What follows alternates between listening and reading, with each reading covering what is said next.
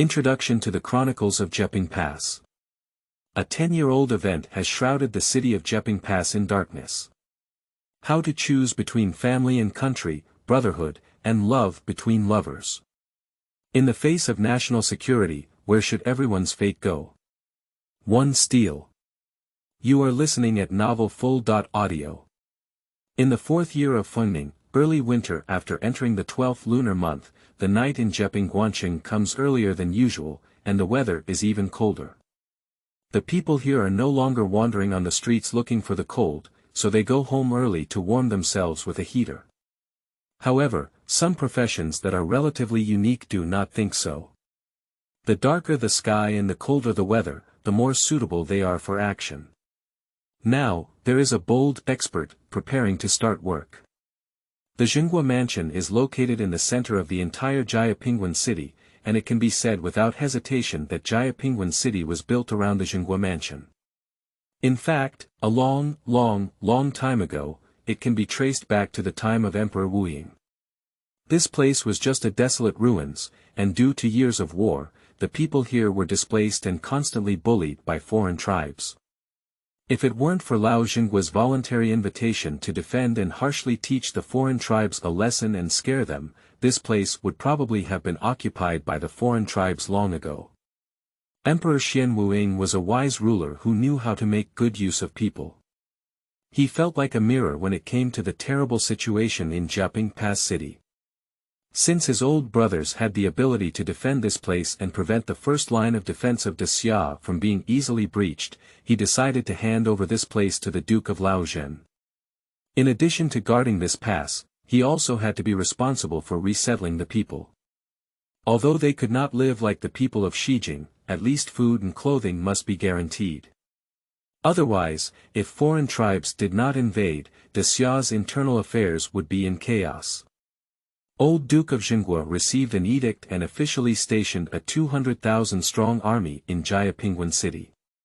Along with him came the family of old Lord Wu Dingho. The Marquis' mansion of Wuding has a marriage relationship with the imperial family of Daxiao, and with outstanding military achievements, it has long become a thorn in the hearts of some people in the western capital. If Marquis Wuding stays in the western capital and does not leave, he may soon be reported to others. Fortunately, Marquis Wu Dingho had a keen sense of smell in this area, or rather, he had this consciousness since he married the younger sister of Emperor Shen Wuing. So, realizing something was amiss, he led a large family and followed his good brother to this barren land called barren by the nobles of the western capital. According to Lord Wu Dingho himself, it doesn't matter if there is no grass growing, and it doesn't matter if it's wild. The most important thing is to be able to save the life of the family. Moreover, the value of generals is reflected in the battlefield, not in the capital city. When they were in Xijing, they had to be careful not to take a wrong step, otherwise they would be targeted by the officials who feared that the world would not be chaotic.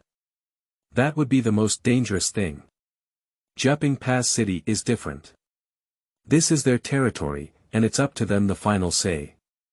So, with the joint efforts of the Old Town Duke and the Old Wuding Marquis, Jiaping Pass city underwent decades of transformation, transforming from a desolate border into a bustling town. Compared to the western capital, it was still far behind, but much better than before. In terms of urban defense, although it may not be as solid as gold, outsiders dare not easily invade because most of the people in the city come from military backgrounds. When there is a war, they can throw down their hoes and wave their long knives to defend their homeland. The Duke of Jinghua and Marquis Wu Dingho used military tactics to govern the city of Jiaping Pass. The Shen family army had strict military discipline, which was a well-known fact among the entire Xia people. Therefore, with these two military leaders sitting in Jiaping Pass, there were very few instances of violating laws and regulations. However, we cannot be too full of words. There are indeed some people who think they are skilled and brave enough to challenge the authority of the Duke of Jinghua and the Marquis of Wuding. This situation is particularly evident after the passing of the Duke of Laogua and the Marquis of Wuding, because this generation of Duke of Jinghua and the Marquis of Wooding are too young and have not made significant achievements in other aspects except for their outstanding military achievements. So, that brave person appeared and wanted to take advantage of the dark and windy night to explore the way to the Jinghua mansion. Not long after nightfall, a sneaky figure appeared outside the wall of the Jinghua mansion. He carefully looked left and right and found that no one was following, monitoring, or paying attention to him. He took out a rope from his arms and threw the 5-claw hook into the wall of the Jinghua mansion, while climbing along the rope. What this hero never expected was that his every move was under the surveillance of a few pairs of eyes, so much so that just as his rope was hanging, he was tightly surrounded by several people in black. The hero had not yet realized how he had exposed his tracks and how he had been targeted when he was knocked unconscious by the black-clad man standing behind him. He only felt black in front of him and then lost consciousness. After seeing the thief pass out, the other black-clothed people were not idle either. They stopped their mouths, tied their hands, stuffed their burlap bags, and some ran over to collect the ropes hanging on the wall. After a brief glance, they pouted in disgust. It was really beyond their ability to climb the wall of the Jinghua mansion with such quality. After tying the closure of the burlap bag, the slightly taller person among the black-clothed people picked up the burlap bag and made a few gestures towards his companions, and they quietly left. The whole process is very brief, if it weren't for the shallow footprints left on the shoes, as if everything had never happened before. "Uncle Yen, we're back. Where's the person?" "Got it. That's for sure, this is not a piece of cake for us. If we can't even catch a little thief, our leader will probably have to beat us up and let us rebuild. And then again, you're also a divine person. Just a glance during the day, you knew this person was stepping on the path and asked us to guard there at night. We thought you were always talking nonsense, but we didn't expect this kid to really come. As the saying goes, Jiang is still old and spicy, and Yen can't hide his secrets in the future. What good experience do you have to impart? However, this hero is quite impressive. I admire it. You know, since the old Duke of the country was responsible for guarding Jiaping Pass, no one has dared to bet on our mansion. This is the first one who deserves to be treated well." The black-clothed man carrying a burlap patted his shoulder, not afraid that the people inside would suddenly wake up. "Uncle Yen, how should we deal with this? Let's leave it in the dungeon behind the military camp first. Don't stay in the mansion, it's too unlucky." The man known as Yen Laobua was a middle-aged man in his 50s, wearing a brown cotton robe and carrying his hands. He looked at the young people standing in front of him with a smile. "It's too late today.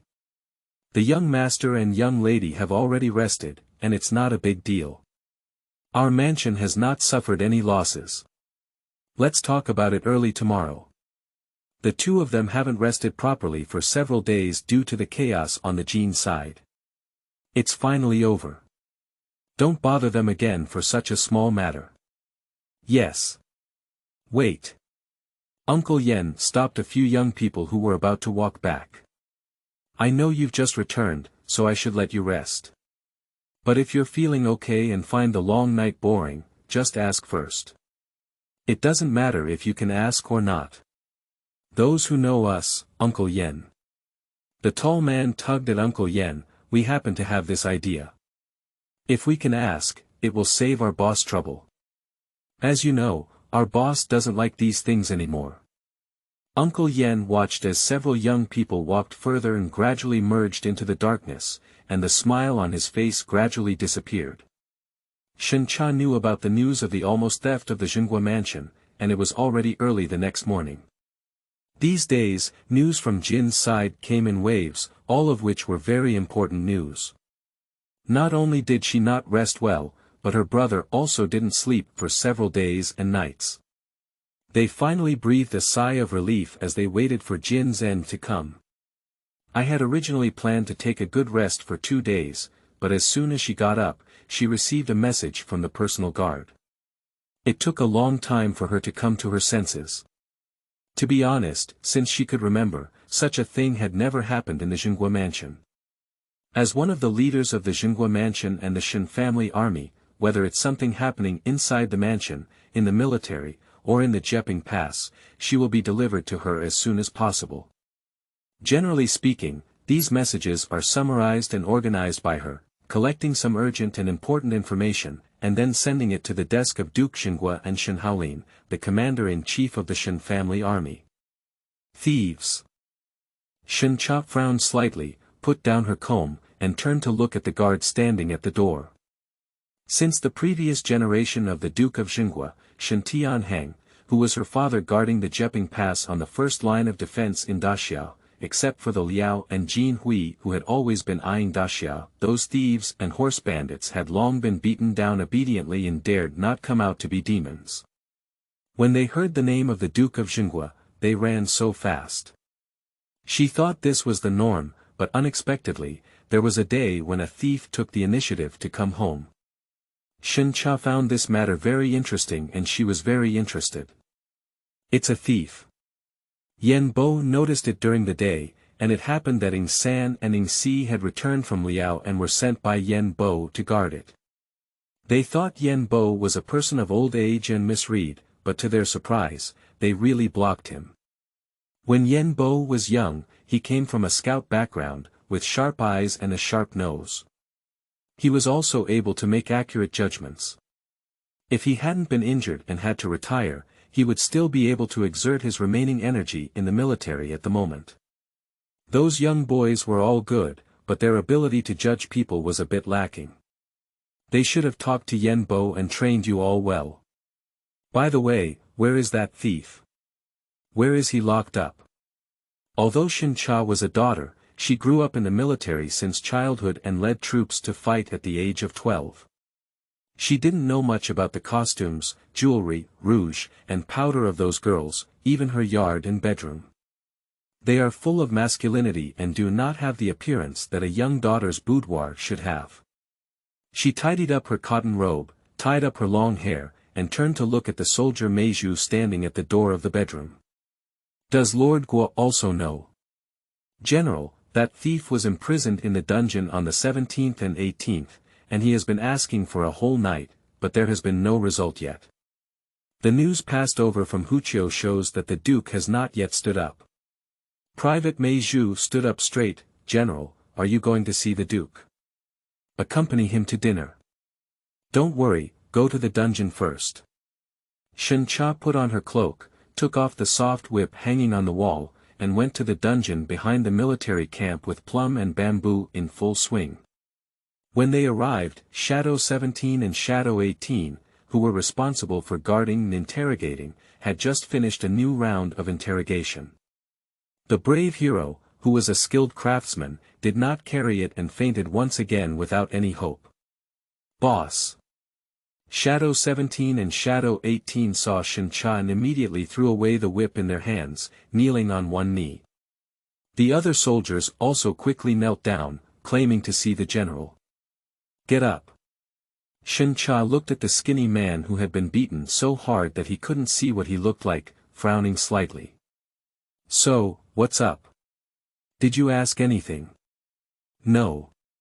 Shadow 17 walked over and shook his head at Shen Cha. 18 and I took over in the latter half of the night, and the first half was handled by Brother 5. I heard he fainted 3 times. This kid's bones are not as hard as usual, his mouth is not as tight as usual, and he still refuses to speak up even after all this. Boss, I'm afraid the visitor is not kind. I don't think he's a typical thief. Is that right? Shen Cha sneered and asked Meiju to get a hot pot of salt water. He directly splashed it on the person's face, and the effect was very obvious. The person woke up in an instant. Yu reading www.uukangshu.net. Keep going, if you faint, just do what I did just now, and don't give him food. It's okay to go hungry for a few meals like this. Yes. Shadow 17 and Shadow 18 exchanged a glance and saw the surprise in each other's eyes.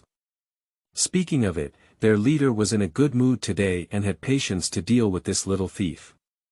Based on past experience, their leader doesn't have such patience.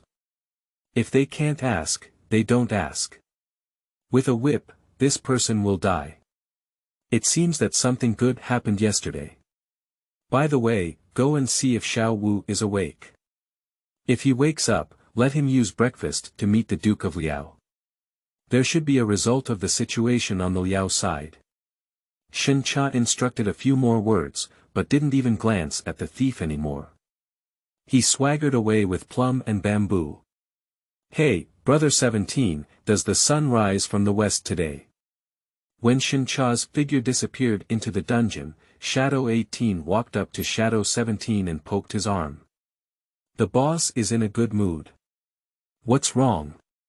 Has she made it clear to the Duke or accepted the Duke? Go, don't be fooled. It must have nothing to do with this. Don't you know who our boss is? Ing 17 rubbed her chin and looked at the whip hanging on the wall. She picked a whip that looked pretty pleasing and gently shook it, saying, our boss has always been slow in love and has no idea. She still thinks that Ho Yi treats her like a brother-sister. Isn't that right? Shadow 18 also picked a handy whip. They were all brought out by Shen Cha, and the 18 weapons were used quite well, but this whip was even better, and it was very powerful when swung. He shook the thief who was watching them in the air twice and said, hey, I don't know when we'll be able to enjoy this wedding banquet. Ershen T. You are listening at novelfull.audio. What are you saying? Shen Haolin, the Duke of Jinghua, lowered his head and looked at Shen Cha, who was tidying up his brocade robe for him. After waiting for a response for a long time, he grabbed her hand and asked, I'm talking to you. Brother has already understood, why ask again? I was just shocked and wanted to confirm. Are you sure you're not joking with me? Although our mansion may not be considered a fortress, after being renovated by our father, ordinary people can't break in. How could such a skilled person be in stealing children? When did my elder brother see me joking? When did I say he broke in?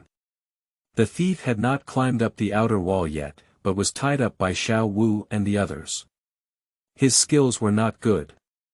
In fact, Yen Bo discovered him during the day, and he heard that he had come to turn the track early, so he had already ambushed him. Shen Cha patted Shen Haolin's hand and gestured for him to let go. I just went to the dungeon to see him. Xiao Wu, 17, and 18 asked them all night long, and that kid remained silent. He knocked out a few times and didn't even say who instructed him, but he seemed like a tough guy. Strange things happen every year, but more happened this year. When Shen Cha put on his crown, Shen Haolin lifted his foot and walked outside, saying as he walked, after breakfast, you accompany me to take a look. What's so beautiful about stealing children? They don't look the same as ordinary people.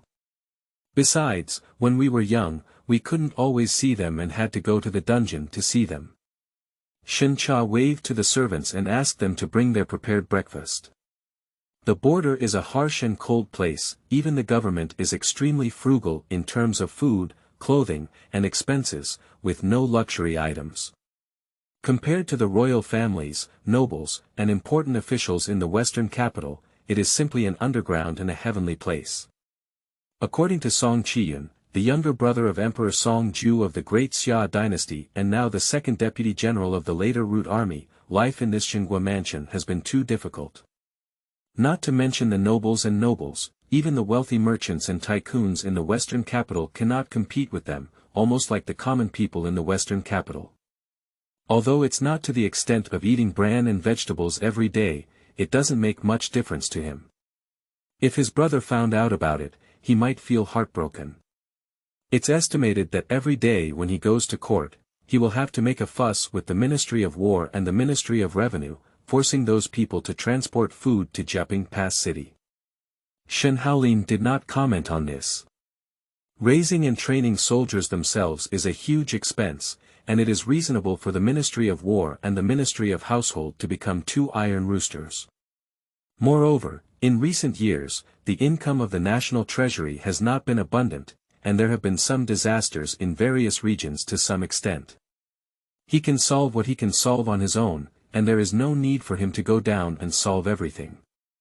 Sharing your worries for you is not just talk, it's true to do it. Moreover, Shen Haolin didn't feel that his life was not going well either. He just said that the 3 meals a day were strictly in accordance with the rules of the military, and the chefs in the kitchen were also drawn from the kitchen. Whenever the brothers in the military added meat to their meals, the government would also stew meat. He thinks this is already very good. Everyone is a warrior, who is protecting the land and border for the great Xia. Everyone's fate is also fate, so why distinguish between high, and low? It is precisely because the head coach always has such thoughts that Shen Jiajun is so united and united. From the commander-in-chief to the generals, and even to the high-ranking superiors, they all worked hard and persevered. The soldiers were naturally moved in their hearts, thinking that they had gained recognition. In order to repay this sense of identity, they will also do their best when fighting on the battlefield. The human heart is always the softest place, the easiest to be hurt, and similarly, the easiest to be moved. As long as you exchange your sincerity, the result will naturally not be too bad. The breakfast in Jinghua Mansion is just a few kinds every day. The staple food is mostly all kinds of vegetable stuffing or occasionally some meaty steamed buns, mantu, cakes, etc., plus a large pot of rice porridge, millet congee and other congee or porridge. The side dishes served are mostly pickled vegetables in advance. Jiaping Pass has entered the winter moon, and fresh vegetables are not easy to get, most of them are stored vegetables. I can see salted eggs and salted duck egg once or twice in 10 days and a half months, which is barely enough to supplement nutrition. Although there aren't many options, there's no problem filling your stomach and dealing with the busy and heavy workload of this morning. Stealing children is not rare. It is rare to have the courage to enter our house. Such a talented person probably looks different from others. Forget it, I will go to have a look after they ask. Shen Haolin peeled a salted duck egg, cut it in half with a knife, put the half into his own bowl, and put the other half into Shen Ti's congee. At this moment, it should have already spread outside. Mei Zhu, add a pair of bowls and chopsticks here. You can go down to eat. Yes, General. Mei Zhu deftly placed a new set of bowls and chopsticks on the table, and then led a group of servants to run away with a swish. The atmosphere in this dining room is very strange and subtle, so it's better for her to stay there less. Are you sure he will come so early? Shen Haolin picked up a steamed bun, looked outside, took a bite, and said, he's not on duty today. He wouldn't wake up so early. I heard that Xiao Zi and Tian Yun went to drink with him yesterday, and the 3 of them finally got together. They probably have to drink too much. If they don't sleep until noon, I'm afraid this wine won't wake up.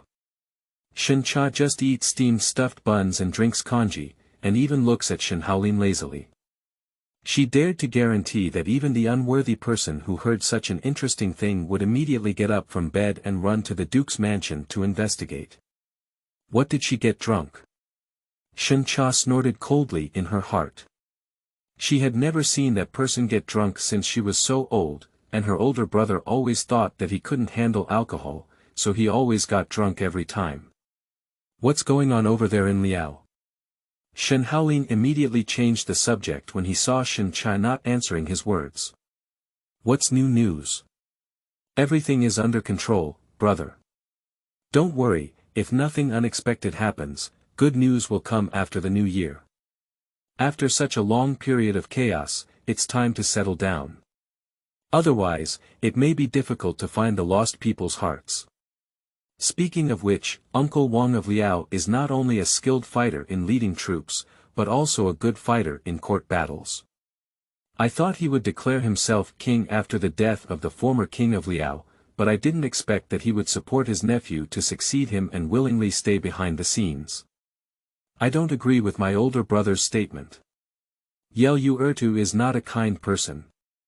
His thirst for the throne and his expectations for the throne are seen by discerning people.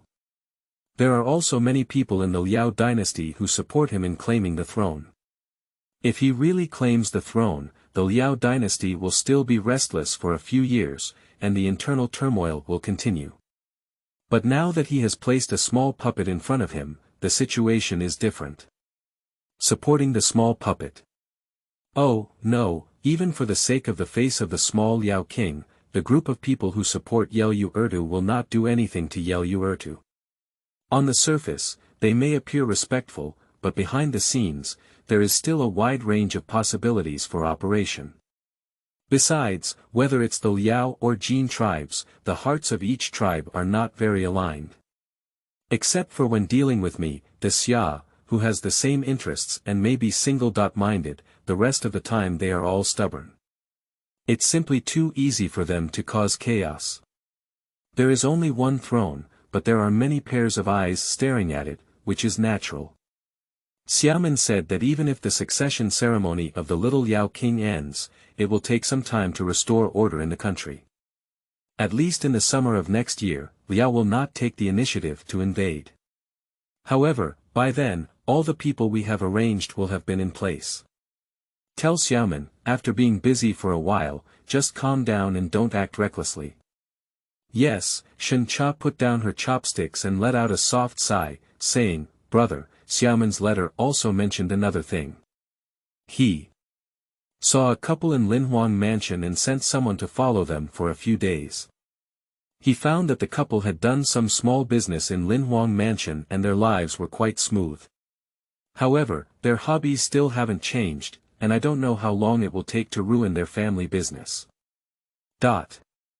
Shen Haolin looked at Shen Cha, unsure of what to say. The entire Jiaping Pass city, and even the entire Xia dynasty, knew that the old town state owned 2 sons and 1 daughter. The eldest son, Shen Haolin, inherited the title of Duke of Town, while the eldest daughter, Shen Cha, and the second son, Shen Jiu, held positions in the military. They were both high-ranking generals with heavy arms and outstanding military achievements.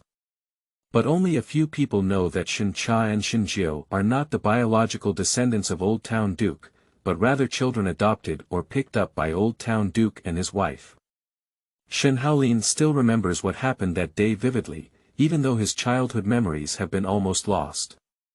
That was the 2nd month when the Duke of Jinghua and his family arrived at the Pingguan city in Dejia. It was snowy and the weather was extremely cold. The family of 3 returned from outside the city and accidentally heard the cry of a child coming from behind a haystack at the entrance of the city. They turned to the back of the haystack to investigate and only discovered 2 young children, a man and a woman. It was the first and only time Shen Haolin had seen Shen Cha cry. "I remember back then, you were only a little over 2 years old, thin and bruised all over your body. Even so, you were still protecting your newly turned little wine. You too hid behind a haystack, looking helpless and making people feel heartbroken. So small a person, crying with red eyes and a red nose, just like a little rabbit." Shen Haolin sighed lightly, "Do you know what I thought at that time?" Shen Haolin looked at Shen Cha and said, "I was thinking, when I grow up and find those 2 people, I must catch them and throw them away. Feed the wolves on the grassland. Brother, why bother dirtying your hands for that kind of person? It's not worth it. I'm not looking for them for anything else, I just want to ask them one thing. Since you don't want children, why do you want to give birth to us? And it's not enough to give birth to one. You must also give birth to alcohol and suffer the same punishment. Besides, I also want to know why you frequently go to the gambling house since you know your family's livelihood is difficult. As long as you get these 2 answers, they have nothing to worry about for me." "But Xiaomin, are you sure it's them? Confirm it's them." Shen Cha picked up her chopsticks again, Xiaomin said. They didn't change their names or surnames, perhaps because they felt they were far away from their homeland and no one could recognize them, nor did anyone know what they had done before. 2 foreigners are thriving in Linhuang Mansion. Shen Haolin touched Shen Cha's head and comforted, "Don't worry, we finally found these 2 scumbags, and naturally won't let them go easily. Although I won't really throw them to the grassland to feed the wolves, it's impossible for them to be so comfortable. I think it's quite strange to say that when will the country of Liao be able to stand firm so easily. Xiaomin has put in a lot of effort to have a place there. Xiaomin said he will investigate carefully and send back any news. Okay. Shen Haolin took another steamed bun. It's you. What are your plans? Do you want to go and see it? Brother, is that a joke? My face will be recognized as soon as I enter the border. Shen Cha gave Shen Haolin another bowl of congee, and you read www.uukangshu.net. If you say I'm going to visit relatives, even if Liao people are stupid, I probably won't believe my words. I think it's time to find a chance to get them back, or let Liao people send people back to us personally. Do you already have a plan? Not yet, just casually. It's better to leave this kind of brainpower calculation to my elder brother. My plan usually has many loopholes, and I am very clear about this. If something goes wrong, I'm afraid it will ruin my brother's plan. You should let the people outside listen to your words. Who said that we can't talk? How much you said? Anyway, after looking for so many years, we finally found it. Shen Haolin drank a mouthful of congee, took a small dish, and slowly said, since people are in Lin Huang Mansion, it saves us a lot of things. When you reply to Xiaomin's letter, tell him not to move, and just leave someone to watch. Brother wants to use them as a game. It's not just a game, it can be related to our plan. I still need to think about what to do. Shen Haolin put down his chopsticks and looked at Shen Cha with a smile. In this way, not only can we complete our own chess game, but we can also give you and Xiao Jiao some vent. Isn't that good? Brother, this is not kind. Shen Cha wiped her mouth with a handkerchief next to her. Venting to me and Jior was just a passing gesture, but brother insisted that I accept this favor. This is also an inevitable thing. It's not easy to make General Shen owe you a favor now. Since my elder brother said so, I have accepted his kindness. However, Shen Cha looked at the door and raised an eyebrow at Shen Haolin. Then, my elder brother, don't make fun of me. You two unscrupulous siblings are thinking about who to play tricks on. 3 black-clad men. You are listening at novelfull.audio. Are you two unscrupulous siblings plotting to deceive people again? It shouldn't be my turn this time, right? The saying goes, come before you hear, is most appropriate for the person who comes. If we were to select the most lively, and popular defender in the entire Jiaping Pass, if he were to come in second, no one would admit that he was the first. This man's natural affinity has won him the favor of the people in the city. How many hills can he receive on Qixi festival every year? What kind of gift? Shen Cha raised an eyebrow at Shen Haolin and said, how are you, brother? Willing to gamble and accepting defeat. This time, it will be recorded in the account. If you have any requests from your elder brother in the future, please don't shirk them. Shen Cha looked at a ball rolling in. Oh no, it was Wu Dingho Shui Ruetian who wrapped himself up like a ball. He sighed lightly, it's just winter now, and my lord's winter clothes are already on. When it's deep winter, I'm afraid he won't take a step out of the mansion. This is also an inevitable thing. Everyone knows that I'm afraid of the cold, and besides, this winter seems to be even colder. When I come over, I feel like I've been blown through by this cold wind. Shui Ruetian took off his cloak and threw it to the woman in red who came with him. He took the stove handed over by the woman in red and said, if it weren't for fun, I really wouldn't want to move. He looked at the dishes on the table and said, oh, you know I haven't eaten, you even prepared dishes for me. No need to ask, this was prepared by Xiao Cha, or Xiao Cha. It's best for me. Shui Ruetian blinked at Shen Cha. He was naturally good-looking and often praised his fair and beautiful skin, making him the most beautiful woman in the summer. This is also true. Whether it was young boys and girls from Xia, or those from other ethnic groups, the first time they saw Lord Wu Dingho, they must have been confused by his face. In addition, this life has a pair of seductive peach blossom eyes, and he smiles all day, just like a passionate young master.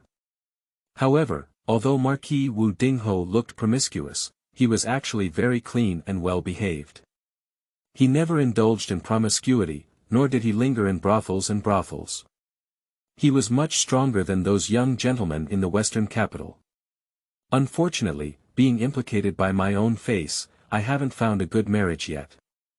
Many high-ranking officials in the royal family who have daughters of appropriate age never include Marquis Wu Ding as an ideal son-in-law, at least not in the top 3. Otherwise, the threshold for the Marquis Wu Ding mansion would have been stepped down by official media. One reason is that Marquis Wu Dingho stationed at the border for years, and his daughter married over either to suffer with her husband at the border or to live alone in the western capital. Neither of these two results is a normal way of getting along with a husband and wife, and those who love their daughters will naturally not be willing to do so. Even if their daughters love Lord Wu, it is absolutely impossible. Secondly, the face of Lord Wu, although he has good character, ultimately does not make people feel at ease. There are too many people who admire Marquis Dingyuan, and if their daughter gets married, they may encounter some strange things. Although the folk customs of Xia are not as fierce as those of Liao, Jin, and Tubo, there are still many ways and tricks to deal with love enemies. In order to ensure the safety of our daughter, no matter how kind Marquis Wu is, we must resolutely stay away. However, everything in this world has two sides.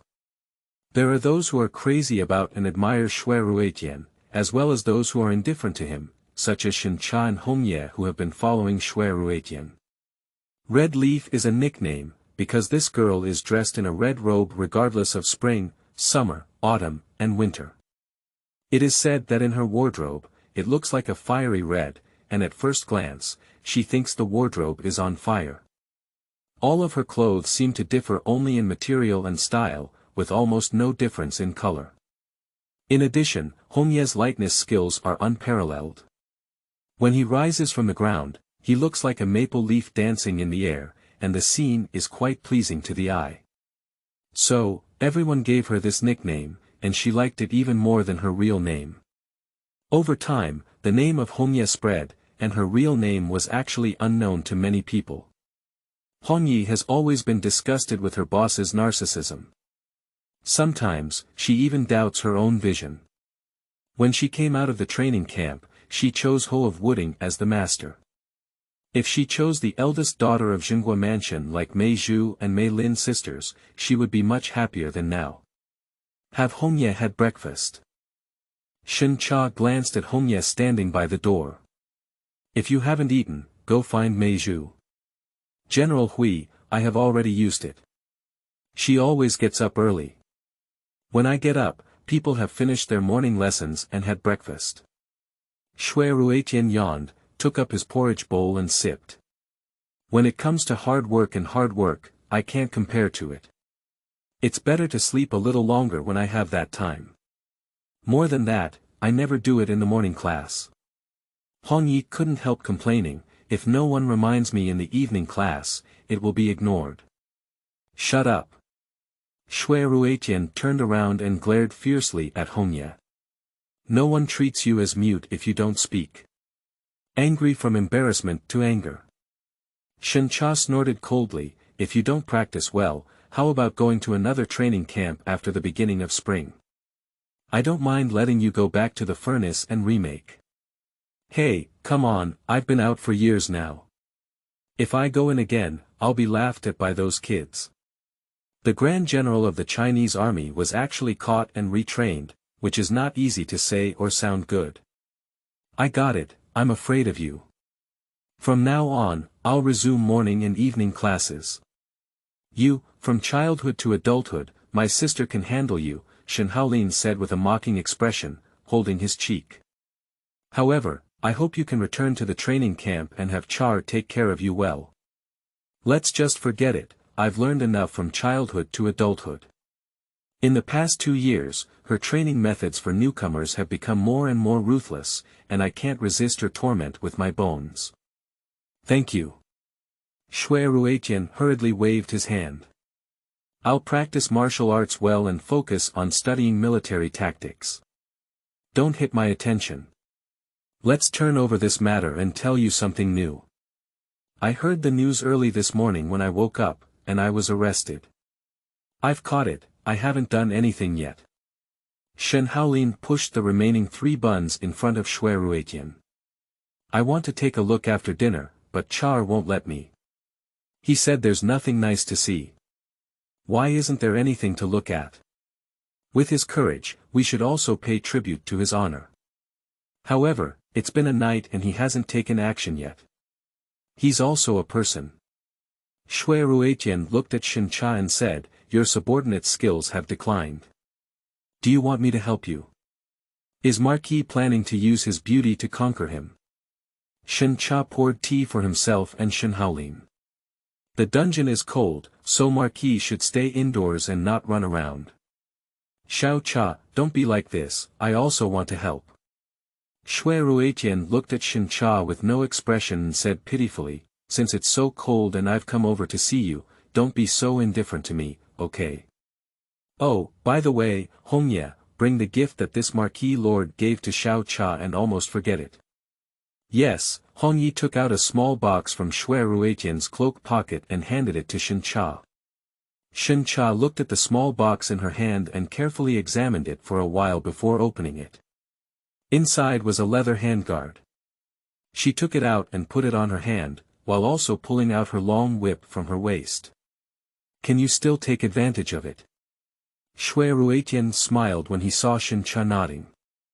I accidentally saw this blueprint that day and thought it would be very good if we could make it into a handguard for you. Now it seems that my idea was quite right. You, a girl, don't wear protective gear when going to the battlefield. Every time you come back, your flesh and blood are blurred. With this, at least you can protect yourself. Thank you very much. Shen Cha withdrew the long whip, took off the handguard, and put it back into the box. I really like it. If it weren't for our growing up together and your constant effort to please Char, I would have thought you had ill intentions towards Char. How could this be malicious? I'm clearly very well intentioned, right? Really? Shen Haolin looked at Shui Ruetian, who had finished his meal with a smile on his face. I can remind you that Xiaojiu has never really liked you. Hey, he's just a little older, he's still young. He likes and dislikes people for a while, and it will get better in 2 years. I don't have the same opinion as him. Taking the teacup handed over by Shen Cha, Shui Ruetian rinsed his mouth. Speaking of which, there's something serious that needs to be discussed with the 2 of you. This winter this year, I have a premonition that it may not be easy. We need to prepare in advance, prepare enough firewood and charcoal, otherwise it's difficult to ensure that there won't be any freezing to death. What Houyi said is true. Shen Cha nodded, the situation in Liaojin is not very optimistic either. Our area has just entered winter, and they have already covered the mountains with heavy snow. Many places have suffered from people and livestock freezing to death and frostbite. I don't know what the weather has been like in the past 2 years, getting colder year by year. If this situation continues, it may not be much warmer in spring. Let's all suffer from the cold together. Don't envy anyone, Shui Ruetian sneered. It's estimated that the Liao and Jin dynasties won't have time to deal with us in the past 2 years. They should first improve the situation in their own country. If we raise troops at this time, there may be public resentment boiling in the country. Not necessarily. Shen Haolin shook his head, don't take it lightly. Marshal, Marquis, General. Mei Zhu suddenly appeared at the door, pushed open the door and walked in, saying, 17 has received news and confessed. After speaking, Mei Zhu smiled at Hong Yi and walked over to hand Shen Cha a piece of paper. Shen Haolin stood up and walked behind Shen Cha, stretching out his hands to support the table in front of him. He leaned his head against her neck and looked at the content on the paper together, completely ignoring their current appearance and how catching their posture was, which would give people some strange thoughts. The thief named Cat Sanner said that the person who hired him was a thin and tall man in black. Shen Haolin pointed to a few lines of text on the paper and said, "Cat Sanner, I think I've heard of it." "Oh my goodness, you often hang out on the street, have you heard of it?" "I've heard that there's a famous little thug on West Street, but he hasn't done anything particularly bad. At most, this kid has been arrested twice for fighting. He has an old lady who has been bedridden for many years and a younger brother who is 1 year younger than him. The two of them usually sell small laborers to earn some money. If they live well, it's nonsense, but they can still get by. If I remember correctly, I saw him and his brother at the material warehouse a while ago and helped deliver firewood and charcoal for winter. Speaking of which, on the street. This kid's evaluation is quite good, and he is also considered to have good character and values brotherhood. He was arrested twice because his brother was bullied, and he came to avenge him, but why did that tall and thin man in black come looking for him? What leverage does he have in their hands? There should be no leverage, there should be weaknesses." Shui Ruetian sighed, "What this kid cares about the most is his family and brothers. It can be considered his rebellion. If anyone touches his family and brothers, they will break their heads. This time, it's likely that they have caught their weaknesses, and they can't resist. This statement can explain it. The other party must have observed him for a long time, understood all his situations, and was convinced that he had no ability to oppose himself before taking action." Shen Haolin reached out and knocked on the table. "However, I don't understand why it's the Jinghua mansion. He said that the man in black came to find him in the middle of the night, and the other party was wearing a hood. He didn't see the other party's face clearly. So, what does this person want to do to the mansion? What the elder brother and the marquis mean is..." Shen Cha turned her head to look at Shen Haolin. That tall and thin man in black caught the old lady or brother of Cat Sanner. "Oh, it's also possible that both have been controlled." Seeing Shen Haolin and Shui Ruetian nod, Shen Cha continued, "Can it be an outsider? Liao, Jin, or Tubo? There are many people who are eyeing Jiaping Pass City and the Jinghua mansion. It's not suitable for war now, and various families send spies to gather intelligence, which is not affected by anything. Maybe." Shen Haolin stood up straight and patted Shen Cha's shoulder. "Let's go to the dungeon and ask more questions carefully. For past events will not be mentioned again." You are listening at novelfull.audio. Shadow 17 and Shadow 18 have prepared for Marshall and their leader to come to the dungeon. They have cleaned the dungeon thoroughly in advance, and every corner has been cleaned. Not to mention the traces after the interrogation, no dust can be seen, truly achieving a bright and spotless window. Not only that, they also enthusiastically prepared charcoal pots, hot tea, and so on. If they stayed for a longer time, they couldn't let the marshal and their boss freeze or be thirsty.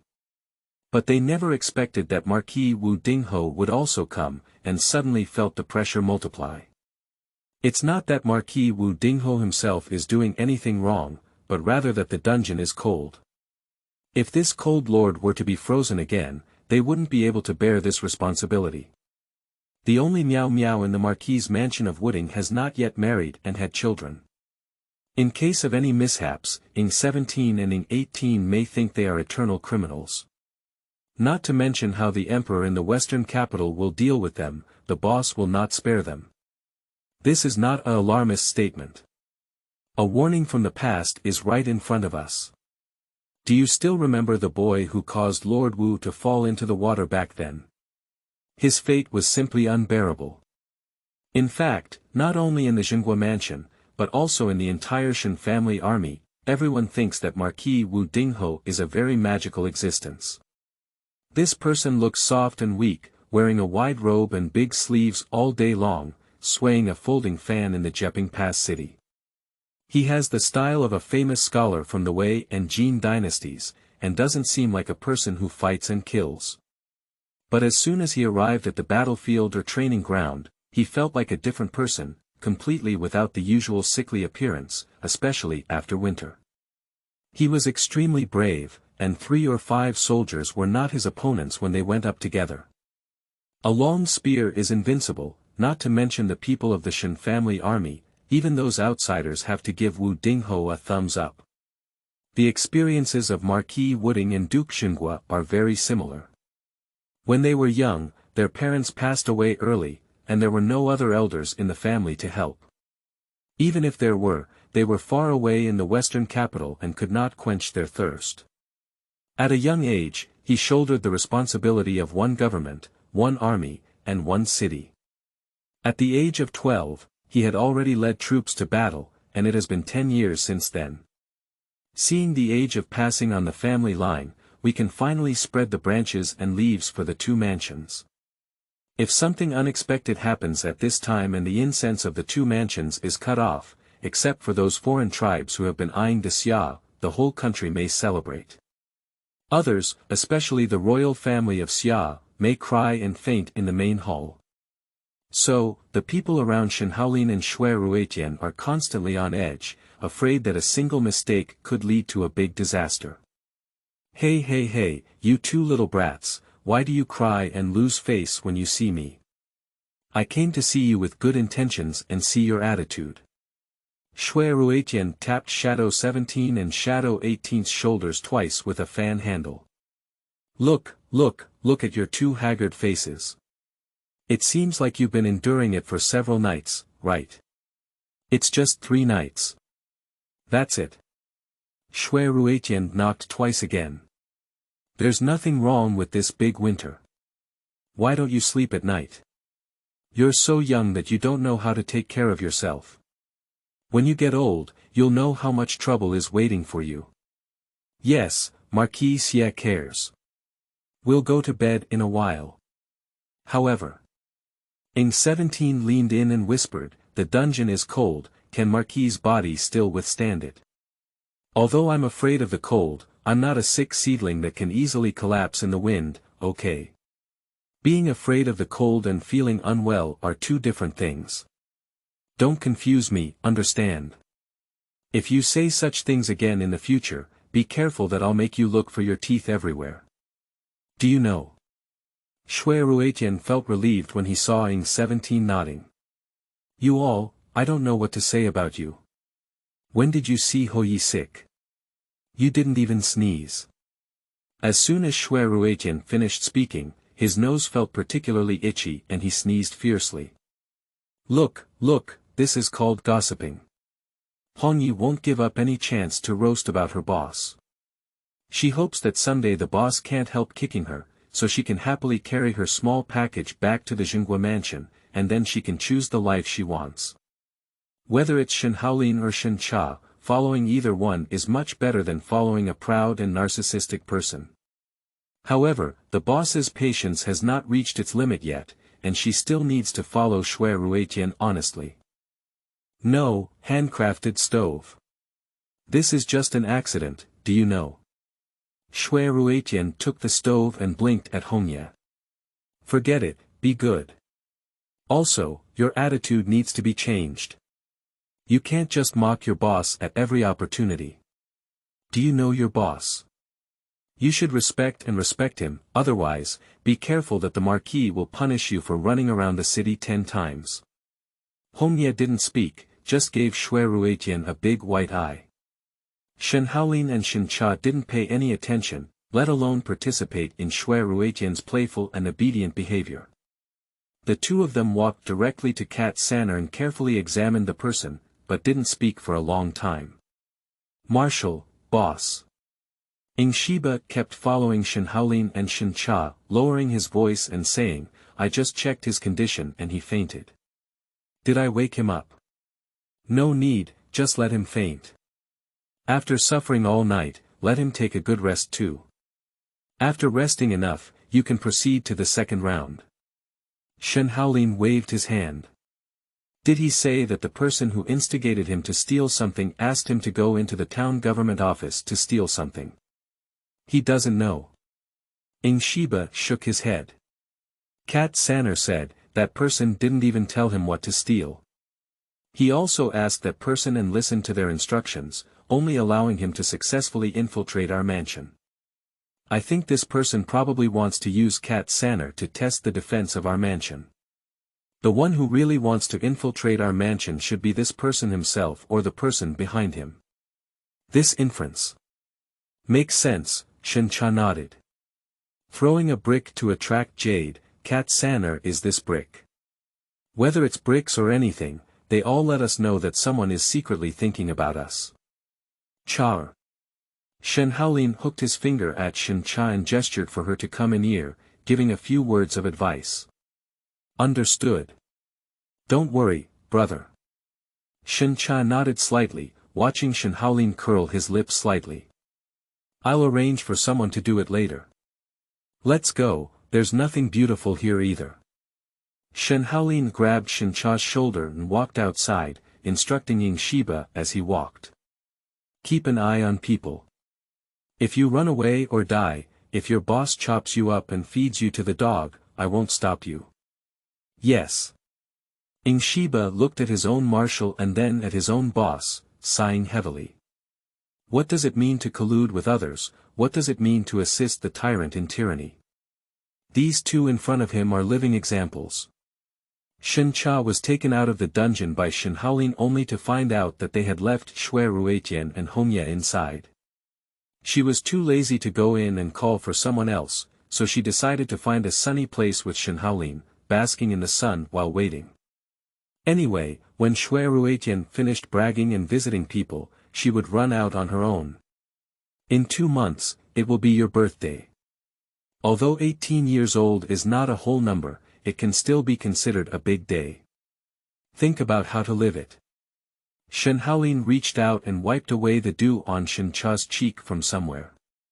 Don't just say no, which year is not good, this year should also be celebrated well. Xiao Jiu told me several times in advance, don't let him down. I really don't have any ideas. Since you are so kind-hearted, I'll leave it to you to take responsibility. Oh, do you look like you're ready to become an old man and don't care about anything? Shen Haolin smiled, well, it used to be you busy with the two of us. Now it's our turn to hold a banquet for you. Well, I'll wait and see what kind of banquet you two can handle. Shen Cha took a deep breath and said, I have something to tell you. Shen Cha waved at Mei Zhu, gesturing for her to step back and whispered, someone is investigating Uncle Shui's incident 10 years ago. Xiao Tian. I don't know, from the method of investigation, it doesn't seem like him or those old people back then. Brother, we need to inform your majesty in advance about this matter. Uncle Shui's case. We can't reveal a single bit. I know, I'll tell him, Shen Haolin sighed lightly. How could anyone remember that thing? It's really strange. Perhaps it's curiosity, maybe it's a desire to do something with this matter, maybe. Shen Cha shook her head, I will send someone to keep an eye on it. Brother, don't worry, no matter what the other person wants to do, we just need to protect him. What if it's him? Shen Haolin touched Shen Cha's hair. Leave this matter to me. You have a lot of things to deal with every day, so don't put any burden on yourself. Besides, when the incident happened, you were still young. Although you knew a rough idea, the specific situation was not very clear. I am different and can be considered a half-experienced person. I only have a slight impression, but every time I think about it, I always feel that the evidence and testimony from back then were as prepared and lacked authenticity. If you let me say, the possibility of framing is even greater. People from Xijing and outside the pass are also possible. Moreover, the last battle between my father and mother was so brutal, and my brother didn't think about why. Do you think these two things are related? My intuition tells me there is, but the evidence is insufficient. In the second month after the incident at the Marquis' mansion in Wooding, the Liao Jin coalition launched a massive attack with a fierce momentum that is still vivid in my memory. The city was besieged by troops for almost a month, and every household in Jiaping Pass hung up white flags. I will not forget that scene. Besides, it was not only the Liao Jin who besieged the city back then, but also the Tubo and Tuoba clans who intervened. If there was no connection between them, I would not believe it, Shen Cha sighed heavily. Moreover, it was already winter at that time, according to tradition. It's a ceasefire period, and it's impossible to launch a large-scale military campaign, so they must have received some information and wanted to take advantage of the situation. So, if that person were to trace something and truthfully reveal what happened in those few months, I would still be happy to see it happen. Indeed, it's my younger sister, and I really agree with my brother's ideas. Shen Haolin patted Shen Cha's shoulder. These things cannot be rushed. There are too many aspects involved and too many people involved. Your Majesty has not given up for so many years, so let's just wait and see how things get better. What my elder brother said is true. Shen Cha looked up and saw the two people walking towards them from a distance. Jior and Qiuji are worth it. Don't reveal anything about this matter. Yu reading www.uukangshu.net. Shen Haolin looked at Shen Jiao waving at them and said, "Don't say anything to anyone. When your Majesty's people are in place, let all of your people withdraw and not touch again." Yes. Alright, take it easy. Even if we flip through something, we can still bear it, right? Look at how many ups and downs our Jinghua mansion has gone through since the founding of the Xia dynasty until now. If there are a few more, we won't be afraid. Shen Haolin reached out and gently pinched Shen Cha's serious face, which was somewhat paralyzed. Smile, don't let Xiaojiu worry about you. Brother, if I laugh, Jior will worry. That's right. Shen Haolin looked at Shen Jiao as he walked, not knowing what he was gnawing on. He curled his lips slightly disdainfully. I see, Xiao Jiu's stature is probably already frozen. No matter how much he eats, he probably won't grow much. How do you know if you don't try? Shen Cha raised her eyebrows. I don't know when this child's appetite has become so big, shouldn't there be any problems? Look at Xiaoman, he also eats endlessly all day. He's a handsome parent. Xiao Ji is the same, and this boss is not small. Where have all these things from drinking gone?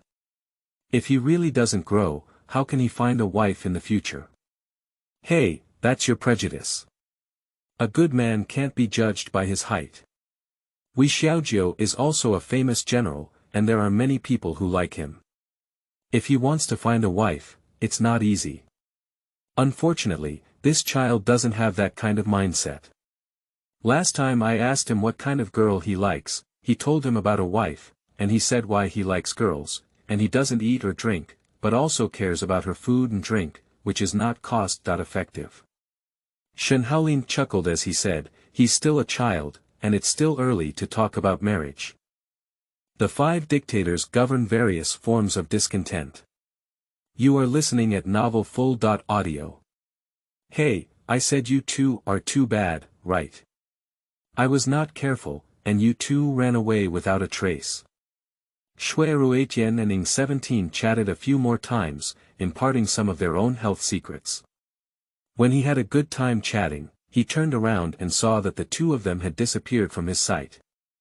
Let's inquire with Ing Shibei again. While chatting with him, he has already done everything he needs to do and left here long ago, leaving only his elder brother. Shui Ruetian felt a little angry in his heart. On the surface, he had to pretend not to care. He smiled and visited Kat Sanner, who had been beaten up and had fallen into a coma.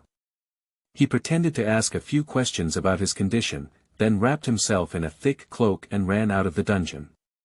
Finding someone is second, mainly because it's too cold. He already feels a bit uncomfortable.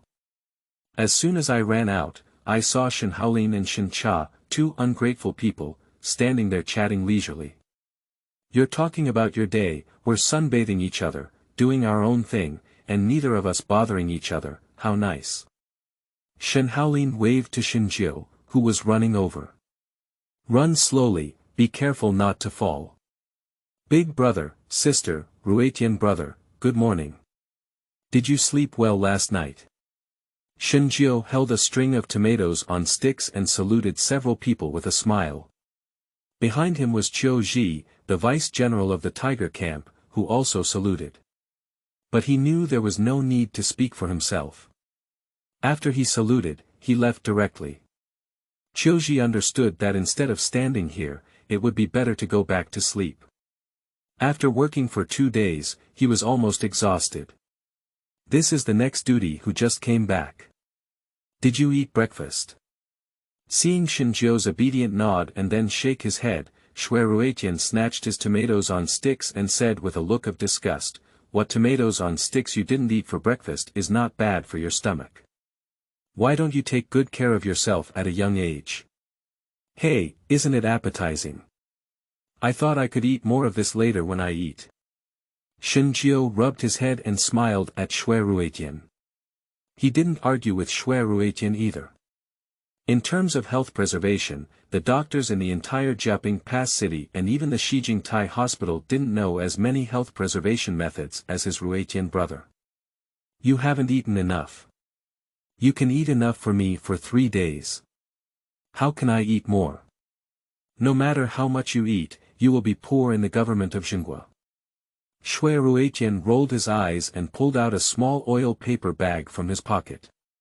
"Well, Tukaho cake, pad your stomach first. If you don't eat something quickly after eating half of the tomatoes on sticks, your stomach will ache soon." "Thank you, Brother Ruetian." Open the oiled paper bag and there are 2 small pieces of Poria Coco's cake inside. Originally, Shui Ruetian kept it for himself to take a bite when he was hungry, but now he has given Shen wine.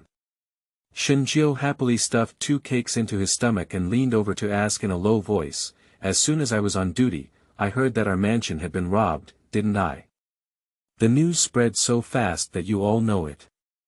Shen Cha took out her handkerchief and wiped the dim sum dregs from her brother's mouth. "Is it crazy outside?" "No, I guess that's the most discussed news in the city these days. Everyone is speculating about who the person who's not sleeping well at night and is preparing to touch the town government office is. However, I heard that most people's thoughts are scouts sent by the foreigners who care about Jiaping Pass city. However." Shinjiu leaned in front of his sister, blinked his eyes, and asked, "Sister, where's that thief? I want to go and see." "Captured, no one is allowed to visit." Shen Cha patted her younger brother's head, "Go eat now. After finishing your meal, get a good sleep. It's your turn to be on duty in a few days. If you're not energetic, it won't be good." "Oh, well then, I'll leave first." Shinjiu, who had been rejected, was not unhappy. He was indeed hungry and tired. In his opinion, eating and sleeping were big things, and there was nothing more important than going to the battlefield. He bowed again, waved his hand at his sister, and ran away like a little rabbit, bouncing and jumping. "I haven't seen you for a few days, but this child is still so lively and lively. There's no way he looks like a general. You're a sister, why don't you take good care of him?" Shui Ruetian shook his head, lowered his head, and bit off a hawthorn fruit. "What are you planning to do later?" "Go and see the training of the new recruits. Since we have already met up with Shui Ruetian, there is no need to continue standing here foolishly." Shen Haolin led the way towards the military camp. The new recruits recruited this time are not particularly good overall, and I am not very confident. "What are you worried about?"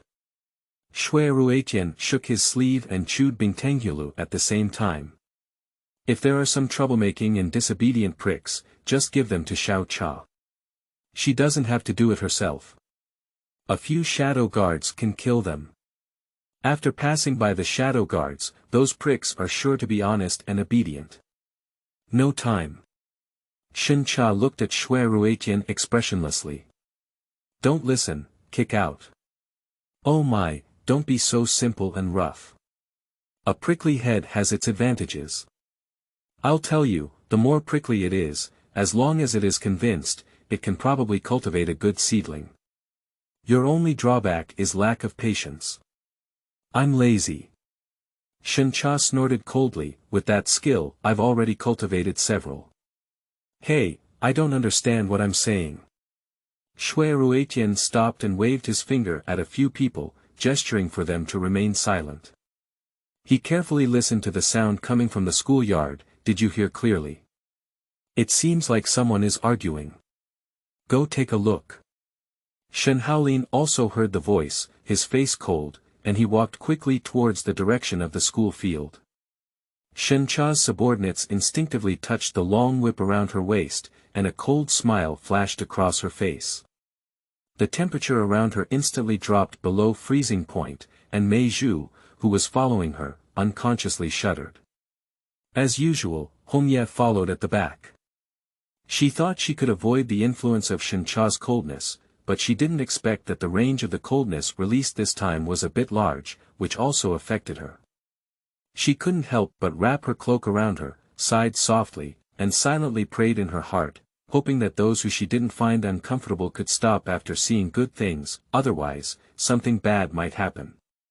The group walked into the schoolyard and saw a group of people wearing new soldier armor surrounding the officers in charge of training. The two sides were arguing about something, and the anger on both sides seemed to be a bit fierce. It seemed that if they argued a few more words, they might start fighting. Oh, it's quite lively, isn't it, treating the schoolyard like a vegetable market? Shui Ruetian glanced at Hongye. Hongye nodded slightly, leaped up, and a few leaped to the front of a big drum. They pounded hard a few times, and the argument suddenly came to an end. Everyone didn't know what had happened, and they all looked towards the source of the sound. This looks amazing, everyone stood there on the spot. Hongye, even newly recruited soldiers, have a certain understanding of the guards of Marquis Wu Ding who are fond of red clothes. When they first entered, they were reminded by the veterans and told them that the few people in this army should not be provoked. If you get into something you shouldn't, getting beaten up is a small matter, and you might even lose your life. So, upon seeing Hongye, these thousands of new recruits unconsciously began to twitch their legs and stomachs, and the timid ones began to tremble all over. The appearance of Hongye meant that it was possible that Marshal had arrived, at least also Marquis Wu Dingho. Therefore, everyone's gaze quickly shifted from Hongye to the entrance of the school field. Although Shen Haolin and his companions were not wearing helmets or robes, they still gave a sense of solemnity. The aura around them was quite strong, and some of the guys who were trembling all over had already passed out. And those little soldiers who followed in causing trouble and making noise suddenly had a very bad premonition, feeling as if they were about to suffer. The timid ones silently stepped back, pretending that they had never been involved in this farce. Hey, why aren't we arguing anymore? Didn't we just have a lively argument? Shui Ruetian, as a major general of the Central Army and the main training officer for the new recruits, walked up to this group of recruits first. Dare to argue with the superior. Do you think your head is too heavy and you want to change places? My subordinate supervision is improper, please punish the general. Several school officials who had just taught the new recruits knelt down on one knee and apologized to Shui Ruetian. Punishment is certain, Marshal is here. Not only will you be punished, but I will also be punished. Shui Ruetian waved his hand, gesturing for them to stand up. Tell me what happened, how could such a thing happen? The school officials stood up straight and explained the situation to Shen Haolin and Shui Ruetian in detail. In fact, in simple terms, these newly recruited soldiers think that the instructors are too strict and the training is too rigorous, and they want to be lazy, but they are discovered. In a moment of anger and embarrassment, I immediately started arguing with the school officials. Both sides will not compromise. If Shen Haotian and his team don't come again, there will really be a vicious incident like a group fight. The people involved in this incident are heavily responsible for the 40 major issues. The school officials will be demoted by half a level and fined 3 months' salary. New recruits will be expelled from the military camp and will never be hired. Shen Haolin made a judgment after listening to the complete statement of the matter, without even thinking about it. He turned to look at Shui Ruetian and said, as the main trainer this time, you should take responsibility and receive a 1-year salary. Yes, Marshal. Shui Ruetian bowed and bowed. I don't agree. Dai Yi, the new recruit leader who caused trouble, choked his neck and shouted at Shen Haolin. We are just waiting for a fair treatment. Is Marshall doing this for personal gain? Fair treatment. Shen Haolin glanced at Dai Yi slightly. So, what's unfair about the school officials? Did they deduct your salary or lynching you? Training is too difficult, it's just unfair. We wake up before dawn every morning, and we don't have enough food to eat. The amount of training we have every day is so large, and the rest time is so short. We are humans, not livestock. If you find it hard, don't join the army. Shen Cha had endured it long enough and couldn't help it anymore. She scolded, do you think you came to the border to play games?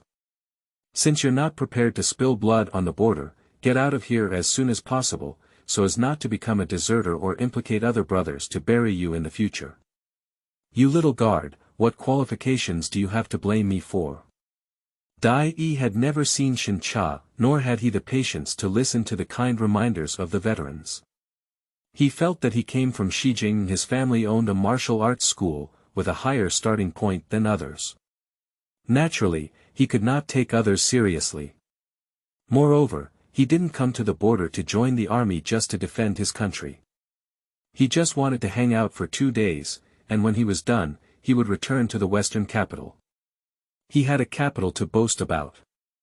This person has never suffered much since childhood and has always been accustomed to pleasure, so the hardships of the border army are naturally not suitable.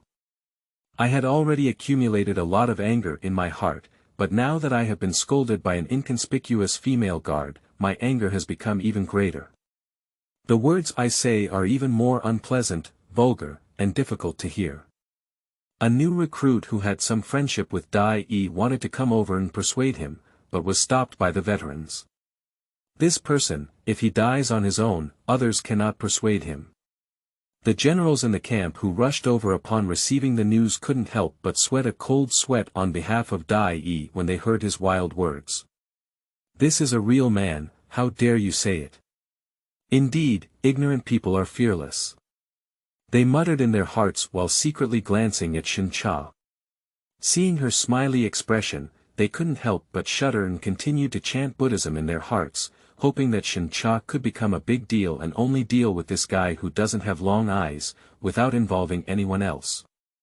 Shen Cha stopped the 2 angry brothers, gave a cold smile, pulled out the long whip from his waist, and seemingly unintentionally pulled it towards Dai Yi. Dai Yizheng was passionately expressing his emotions, but he didn't expect that at his most proud moment, his cheeks were whipped fiercely. The power of the whip was so powerful that not only half of his face immediately swelled up, but his whole body was also overturned by the force of the whip. He was lifted high into the sky, then fell from high altitude and fell to the ground. I said, General Shen, your ability to whip people has declined a bit. Shui Ruetian hugged his arm and sneered at Dai Yi, who had finally climbed up from the ground. According to past practice, shouldn't this whip be used to pull off that thing around that kid's neck? Didn't you just beat the old Liao King and his 2 sons to death like this back then? This is considered a mistake, right? As soon as these words were spoken, the entire new recruits' camp was in a state of uproar, even Dai Yi himself was confused. They had heard before that General Shen Chashen, the sister of Marshal Shen, was a ruthless character who was ruthless and never showed mercy. She followed her elder brother to the battlefield at the age of 12, and has been there for 6 years now. She has achieved great success in the battle, and the 10 fingers of the Liao and Jin generals who died in her hands cannot be counted. Among them, the most famous ones are the old Prince of Liao and his 3rd and 5th princes. Unexpectedly, they were whipped to death with a whip. De Hong, what General Shui said is not true, is it? A new soldier asked his fellow veteran in a low voice. It's true, I was there and witnessed it with my own eyes.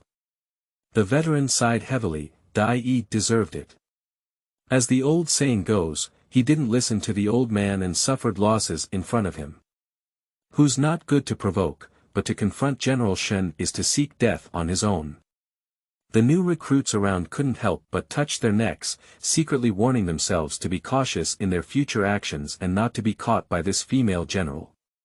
Moreover, in the future, one should avoid this person from afar to avoid losing their head. Dai Yi finally recovered, knowing that he had hit a nail in his heart, but in broad daylight, in front of so many people being beaten by women, even if this woman was a famous female general in the entire Xia dynasty, he felt ashamed. If we don't win back this round, where will our face go in the future? Thinking of this, Dai Yi let out a loud roar and swung his fist as he rushed toward Shen Cha. 6 beats. You are listening at novelfull.audio. Dai Yi swung his fist and rushed toward Shen Cha. The people present, whether they were new or old soldiers, or all the generals, were completely unexpected. After all, the military is the most concerned about hierarchy. In addition to daily training, daring to take action against superiors, whether malicious or not, can have serious consequences. Even if you don't get expelled, you will still be beaten to half disability by playing the board, and you will still have to leave in the end. Dai Yi has always been a pampered person since childhood. He always speaks his mind at home and in martial arts schools. If someone goes against his will, he has no special methods other than beating them up. Even when we reach the border and enter the new barracks, it is still so simple and rough. However, he relied on his own abilities and was also a small leader. He could dominate in the new recruit camp, but in the entire Shen family army, he was just a small shrimp that no one would take seriously. Therefore, his fate was already predetermined at the moment he provoked Shen Cha. Although shaken by the roar, Shen Cha quickly reacted and threw the whip to Shen Haolin beside her. She leaped out of the crowd and dodged Dai Yi's first attack. Upon hearing the news, the generals of various battalions who came to watch eagerly stood behind Shen Haolin and Shui Ruetian, as well as those who were writing and drawing with small notebooks, jotting down Shen Cha's moves and preparing to go back and study them. There has always been a rumor in the Shen family army that from marshal to general, Shen Cha is the most skilled in martial arts, and even marshal can only accept defeat. However, this has always been a rumor and has not been confirmed, but it is an undeniable fact that Shen Cha's military strength is high. After all, his military achievements are displayed there. Most of the soldiers in the entire Shen family army knew that General Shen Cha was skilled in using a long whip. Every time he went to the battlefield, he would wave her whip and charge into battle. However, only a few people knew that Shen Cha's martial arts were truly exceptional. Although the lotus fist she had developed seemed weak, it was actually incredibly powerful. The generals who have wrestled with Shen Cha have all experienced the power of his fist techniques.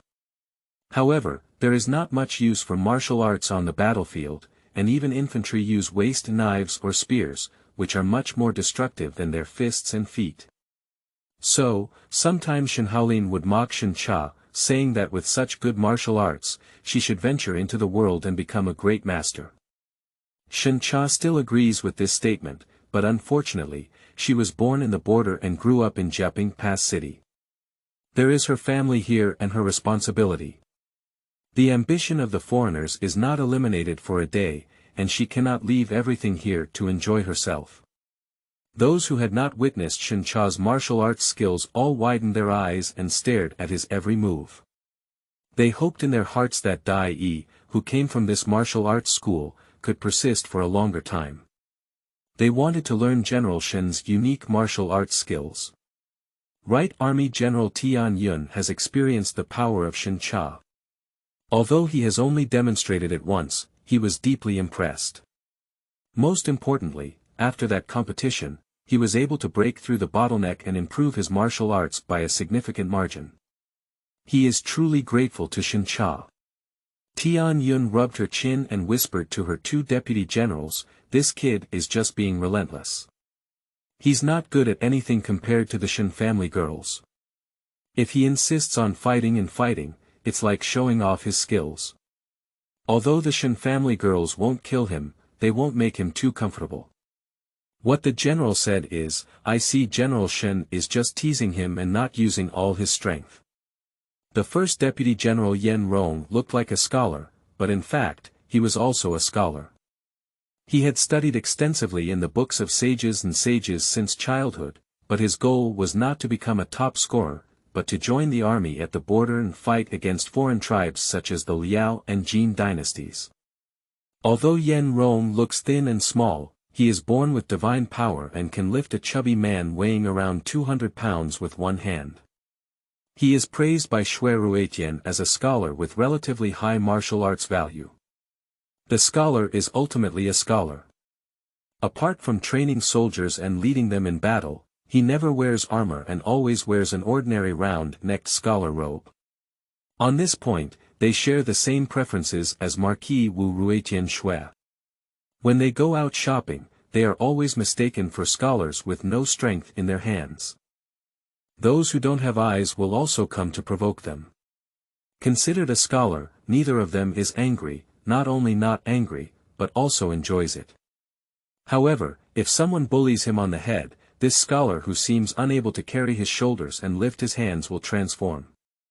He will not hit or beat anyone, but just lift them up high and throw them out of the restaurant.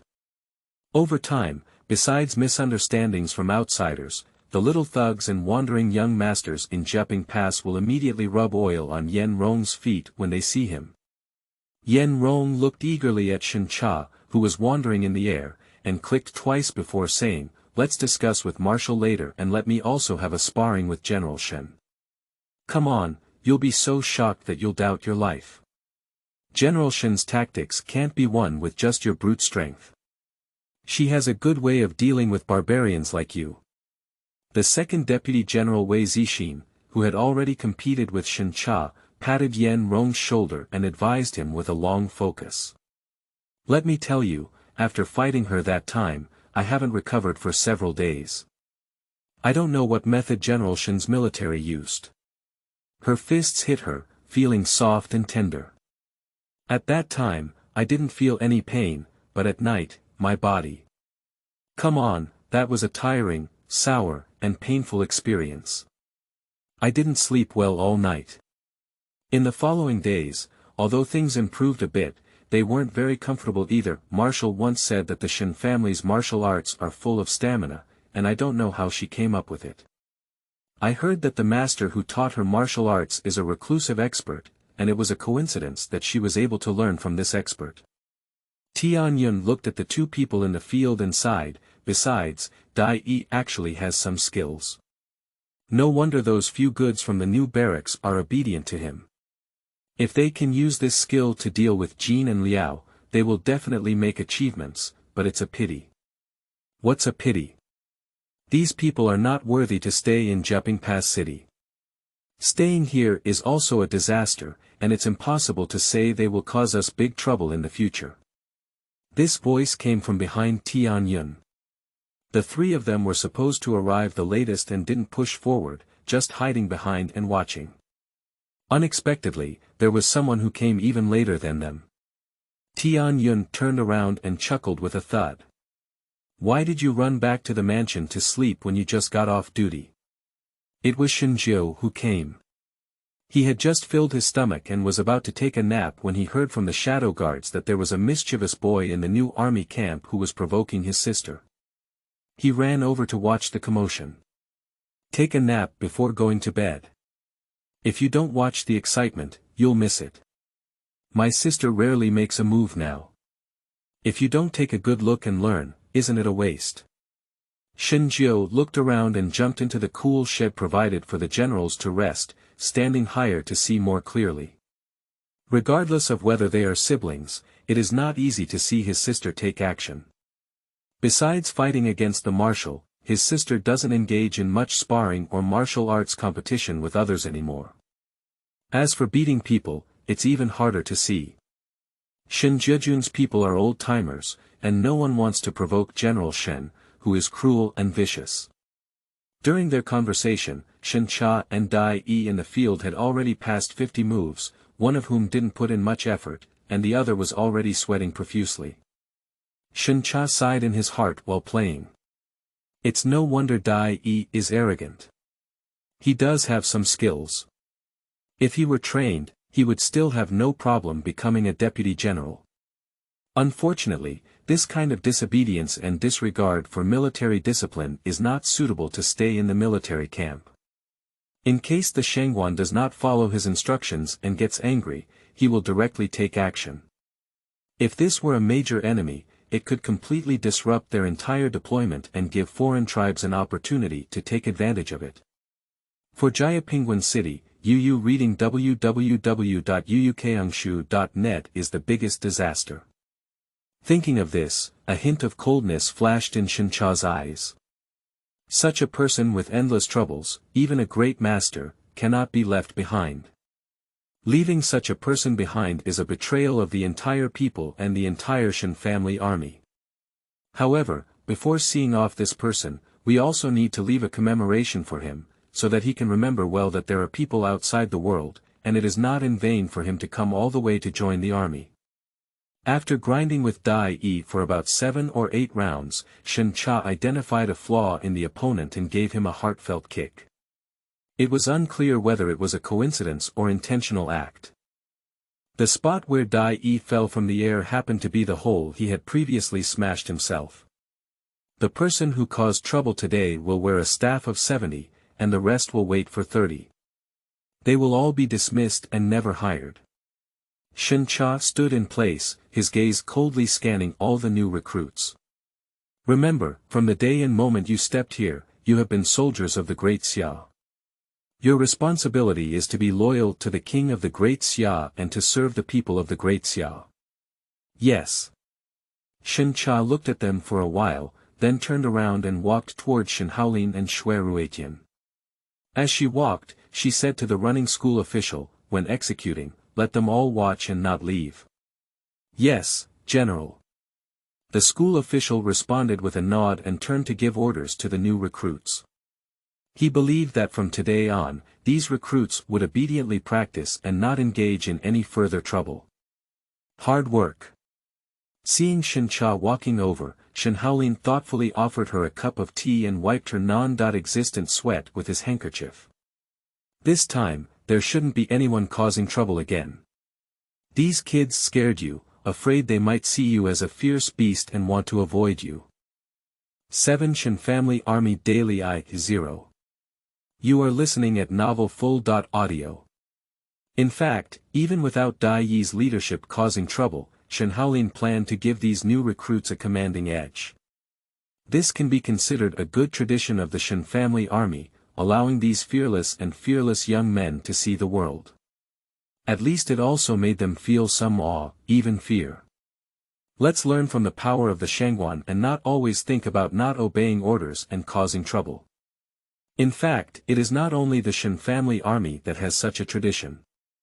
The De Xia army stationed in the 4 borders have similar situations and operations. After all, the new recruits come from various parts of the Great Xia, with different backgrounds. There are those who obediently follow orders, and of course there are also those who disobey discipline. If you want to squeeze these people together and unleash amazing power on the future battlefield, you need to prune them early. This is like a small tree. Before it grows into a towering chew, it needs to cut off all its excess branches and leaves to avoid being absorbed with nutrients. However, according to Shen Haolin and Shui Ruetian's previous plan, Xia Mawei should be carried out during the army-wide exercise the day after tomorrow. However, the plan could not keep up with the changes and was advanced by 3 days, but the effect was good. Shen Cha's power was much stronger than their original plan. This morning's morning class was delayed.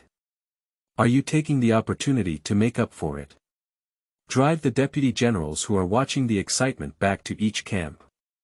Those who should be on duty should go on duty, and those who should rest should go to rest. Shen Haolin returned to the Central Army tent with Shui Ruetian and a group of battalion leaders for discussion. As he walked, he asked Shen Cha in a low voice, after handing over, "What do you think of Dai Yi?" "Not bad, it can be cultivated." Shen Cha glanced at Mei Zhu who was following her, nodded, and turned back. "Are you sure?" Shui Ruetian also leaned over and said with a smile, "Are you sure you can deal with that prick?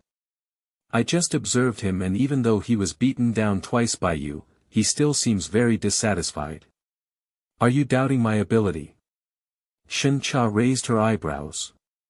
He's not dissatisfied with my kung fu, he's unwilling to lose to a woman. Shen Cha looked at Hongye and said, I'm afraid he'll borrow Hongye from you for a while. It's an honor. Hongye nodded, do you want to go down and deal with him? Starting tonight, you'll follow him, okay?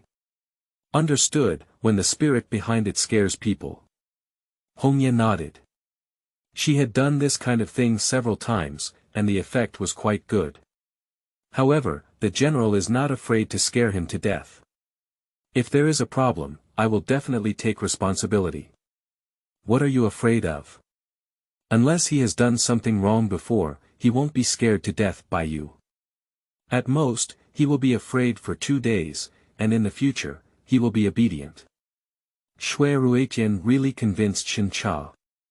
That Dai Yi looked down on women, so he asked Hongye to scare him, making him afraid of women from the bottom of his heart, and making him no longer look down on women from the bottom of his heart. This kind of unethical method, looking at the entire Shen family army, it is estimated that no second person can imagine it. Shui Ruetian shook his head and continued, are you done scaring? I think that kid's martial arts are good, and he should have put in some hard work.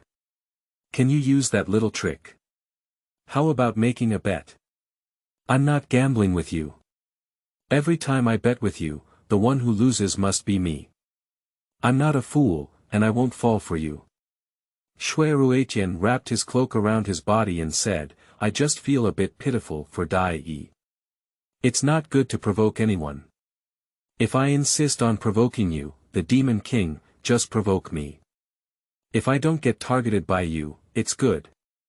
Unfortunately, he probably can't think of it himself. What you like the most is his rebellious type. TSK, I don't know if this kid can survive these 6 months. I don't like his type, Shen Chabai glanced at Shui Ruetian. Don't spread rumors. Oh, I said the wrong thing. I hope General Shen can forgive me. Don't be poor, it's too cold, hurry up and get back to the account. Feeling that a new round of bickering between the two was about to begin, Shen Haolin quickly stopped it. Yes, Marshal. The Marshal's tent of the Shen family army is located in the center of the base, surrounded by the camp of the Marshal's deputy general. Generally speaking, only during the ceasefire period will Shen Haolin and Shui Ruetian return to the residence of the Duke of Xinghua and the Marquis of Wooding for a few months, and after the Chinese New Year, they will be stationed in the military camp.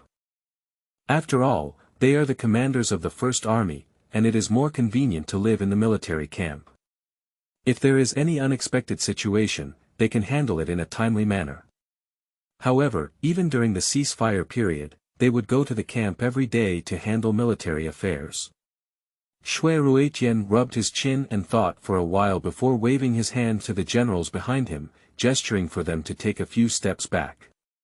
Then he lowered his voice and said, have you heard that LV Xiang may not be able to escape this time? His Majesty has enough evidence, and even if he wants to argue, he cannot. However, if he falls, it's not a big deal. He will inevitably implicate the East. His nephew is serving as a deputy general under Governor Liu, and it's inevitable that he will not be implicated. Not necessarily implicated. LV Xiang is strict, especially towards his relatives and friends. His nephew couldn't bear his constraints and ran to the east to join the army on his own. Even if he joined the army, he didn't wear the banner of LV Xiang. Today's achievements were all promoted by military achievements. Moreover, as far as I know, their relationship is not very good. Apart from festivals and LV Xiang's birthday, they almost have no contact, so even if he is implicated, he can't be implicated.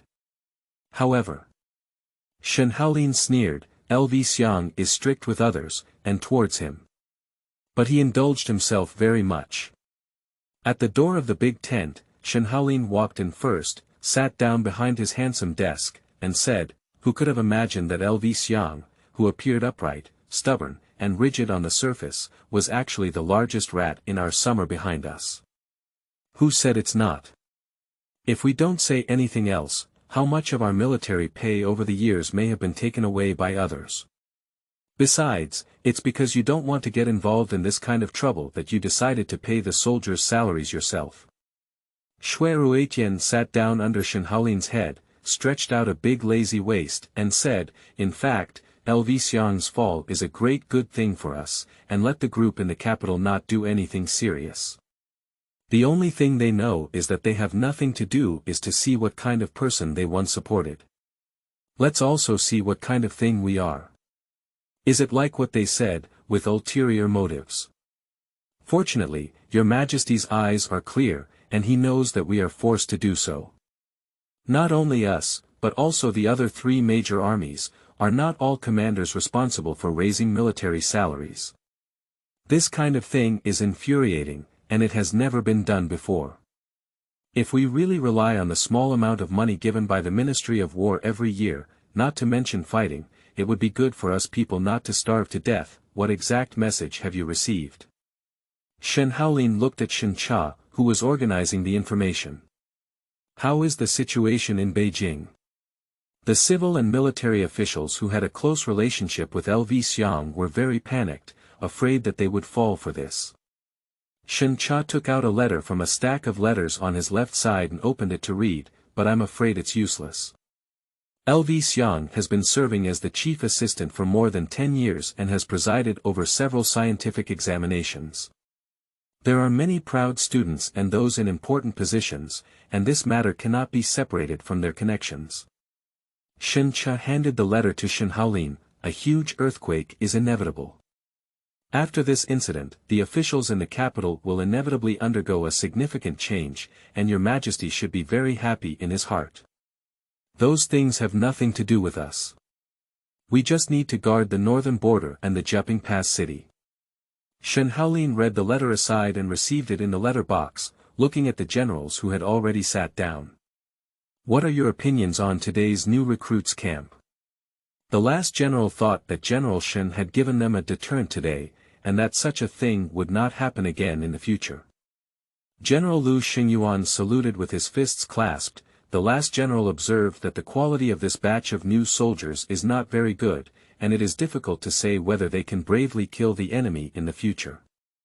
"I agree with Brother Xingyuan's idea.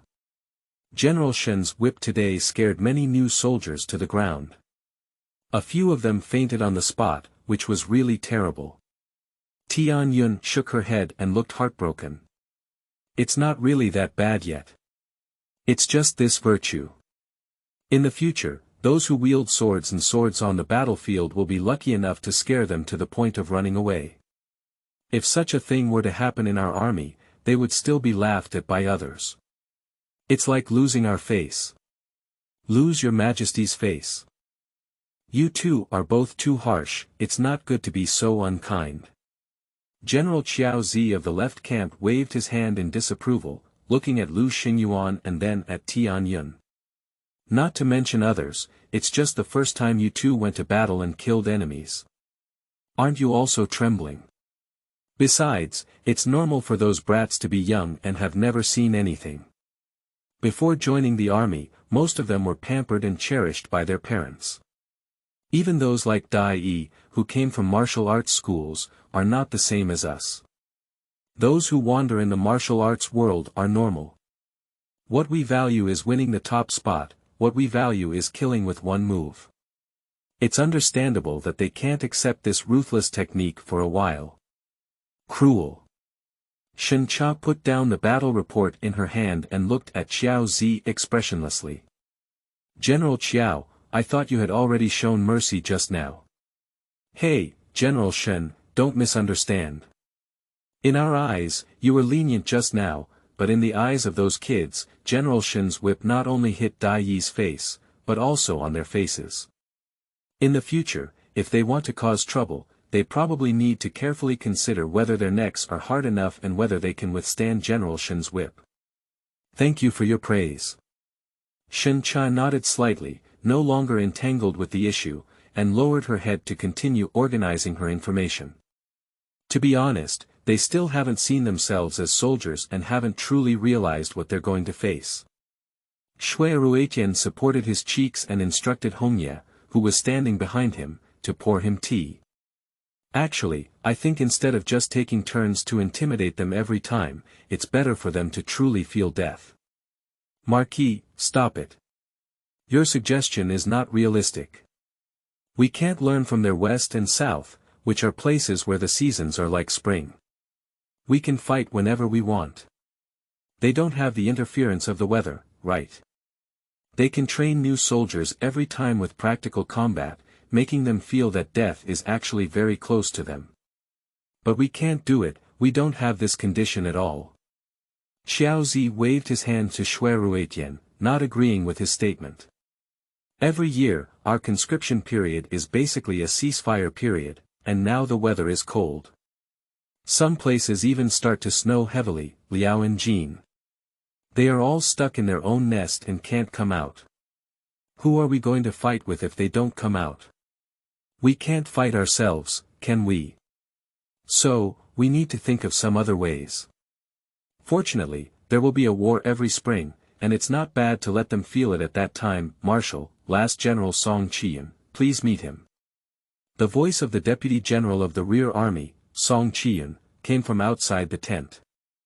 With Shen Haolin's consent, Song Qian strode into the marshal's tent, knelt on one knee, and reported, "Marshal, last general just received news.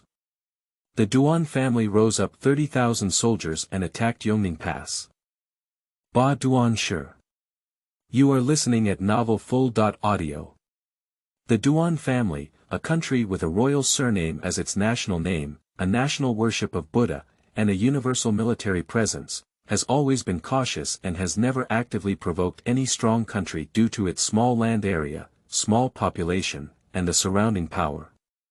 However, Duan Wang is not without any ambition, he always fantasizes about becoming a hegemon and being respected by others. So, I don't know when I started to become a wallflower. When several sides engage in battle, whichever side has the upper hand, he will follow the other side. If the side following is about to lose, immediately join the strong side. If the side following wins, they can also benefit from it. It is precisely because of this that neither the Liao, Jin, nor the great Xia looked up to King Duan. He was just a two-faced villain, completely disregarding him. But every time there is something he is involved in, he is still on guard. The core, secrets, tactical arrangements, and so on are all kept hidden from the people of the Duan family to avoid leaking information. So, this time when Duan attacked Yongning Pass alone, it was really surprising. Perhaps Duan Wang's head was smashed, or maybe he took the wrong medicine. Yo ho, what does that mean? Are you ready to shake up, my servant? Do you also want to turn over and take control? Tian Yun pursed his lips and looked disdainful. However, if you want to turn over and take control, you must choose a battlefield that suits him. What is Yongning Pass? It's our invincible first city gate in the Great Xia. Even if we Jiaping Pass, we can't compare with others, can we? Besides, the defender of Yongning Pass is Duke Chao. The old man has never lost a battle in his life, but he claims to be our invincible general in the Great Xia. Duan and him are the two of them. What kind of advantage can we get from a fight? Isn't this purely seeking death? That's to say, besides Duke Chao, there is also Deputy Marshal Qin Zheng in Yongning Pass City, who is a cunning and meticulous old fox. Let's not talk about anything else, let's take a look at the disciples he brought out. Shui Ruetian pointed to Shen Cha, who was looking down at things with his chin. I know what that deputy marshal looks like. He is so close to demons. It turns out that when he was with my father and Uncle Shen, the Liao and Jin dynasties had to carefully consider attacking here, fearing that they would fall into his trap and fall into his trap. Even if they were very careful, they would fall into his trap. The number of times in his hands is also too much. But since the deputy commander was transferred to Yongning Pass City, the pressure on Liao and Jin has decreased significantly, and his brain seems to have become much simpler. So, do you think if this Duan family collides with him, will he be killed by him? Duan Wang is a bit complicated, and he can be quite clever. He can be said to have a special brain, but most of the time, especially in this aspect of war, his brain doesn't seem to be enough. But that's all, he dreams of becoming a king all day long. Shui Ruetian couldn't figure out what King Duan was thinking. 30,000 people attacked Jiaping Pass, which was completely an act of using eggs to strike stones. He looked at Song Qiyun, who has always been reporting messages, and asked, Qiyun, isn't there a mistake? I also hoped there was a mistake, but unfortunately, this news was personally sent by His Majesty's shadow, and there must be no mistake. Before he set off, Deputy Commander Qin had already repelled their 3 attacks and captured nearly 5,000 people. However, the Duan family did not withdraw and was still stationed outside the Jiaping Pass, preparing to do it again. Song Qiyun sat next to Shui Ruetian at the sign of Shen Haolin, Your Majesty, Duke Chao, and Deputy Commander Qin all couldn't understand the purpose of the Duan family's deployment this time, and felt very strange. It's quite strange. Generally speaking, this is not the time to send troops. Shui Ruetian touched his face. Xiao Cha, do you have any news about the Duan family over there? I'm looking, wait a moment. By the way, General Shen, the letter from Deputy Commander Qin to you was forwarded through His Majesty. Song Qiyun took out a letter from his arms, stood up, and handed it to Shen Cha. Thank you very much. Shen Cha nodded at Song Qiyun and opened his master's letter. Her master has always been like this. Every time he writes a letter to her, he always passes it on through His Majesty's shadow. It's okay to do it once or twice, and it's always like this. Not only does the shadow annoy her, but Your Majesty also annoys her, but it's hard for anyone to say anything. Looking at it from a different perspective, this can also be considered a way of showing loyalty. Even private correspondence does not avoid people, indicating that there are no ghosts in the hearts of both sides, and the emperor no longer needs to suspect. Shen Cha felt that his master was not only versatile, but also had 100 hearts. Playing tricks and calculations with him was like seeking his own death. Marshal, my master said that the Duan family is leading the army this time with the Protector General Duan Erong. General Protector. Duan Wang's half-brother, who is also the only living brother now. Shui Ruetian rubbed his chin and looked at Shen Haolin. Have we ever dealt with him? Well, last time in the Liaojin alliance, Duan also got involved, and it was him who led the troops. So, Duan Wang trusts him quite a bit, otherwise he wouldn't have handed over all the military power to him. This doesn't quite match Duan Wang's usual style. As far as I know, his suspicion is quite serious. Shui Ruetian lay on the table in front of him and yawned. Whenever someone opposes him, he suspects they have a rebellious intention. What's so special about this Wang brother that he can be so reassured about? Suspicion is also a matter of individual. He will doubt ministers, those princes, but he will not doubt this general who protects the country. Shen Cha handed Qin Zheng's letter to Shen Haolin. Although her elder brother did not formally apprentice, he also learned a lot from her master, which can be considered as a half-teacher friendship. Shen Cha set aside the war and residence reports she had already read, stood up, and walked to the entrance of the main tent to take a look. She waved to the falling Shadow 13 and whispered a few words in a low voice. As she watched Shadow 13 leave, she turned back and continued, I need to correct everyone's mistake first. Duan Erong is not Duan Wang's younger brother, he is Duan Wang's biological son. A biological son. Shui Ruetian's mouth widened in surprise. Not only him, but also everyone in the tent looked shocked. Xiaozi had just taken a sip of water before he could swallow it. When he heard Shen Cha's words, the water sprayed directly on the face of the neighboring Lu Xingyuan. One of these two people coughed incessantly, while the other was disgusted and wiped his face with a handkerchief. Why are you so surprised? It should be quite normal for Duan to have such a thing happen, especially when it comes to the old Duan king. Shen Cha raised her eyebrows and pulled out the message sent by Duan's side. While reading it, she said, Duan Irong's biological mother is the favored concubine of the old Duan king, and her name contains the word Rong. Therefore, her son's name also contains this word. This favored concubine was originally a childhood sweetheart with Duan king, and their relationship was very good. But just when Duan king was preparing to invite his father to marry him, his father took in this girl, as well as several other girls from important officials' families. The palace has become a queen. Moreover, the old prince also particularly likes this former daughter. Law, oh, the father snatched his expectant daughter. Law. This is it. Tian Yun patted her thigh fiercely, it's just unbelievable. This old Duan Wangait is not something anymore. Isn't the Duan family worshipping the Buddha like this? Is that how they behave? Xiao Zi and Lu Xingyuan were also indignant. If the Buddha knows, he will have to cry in anger. Buddha won't cry in anger, he will act on behalf of heaven and directly accept this shameless thing.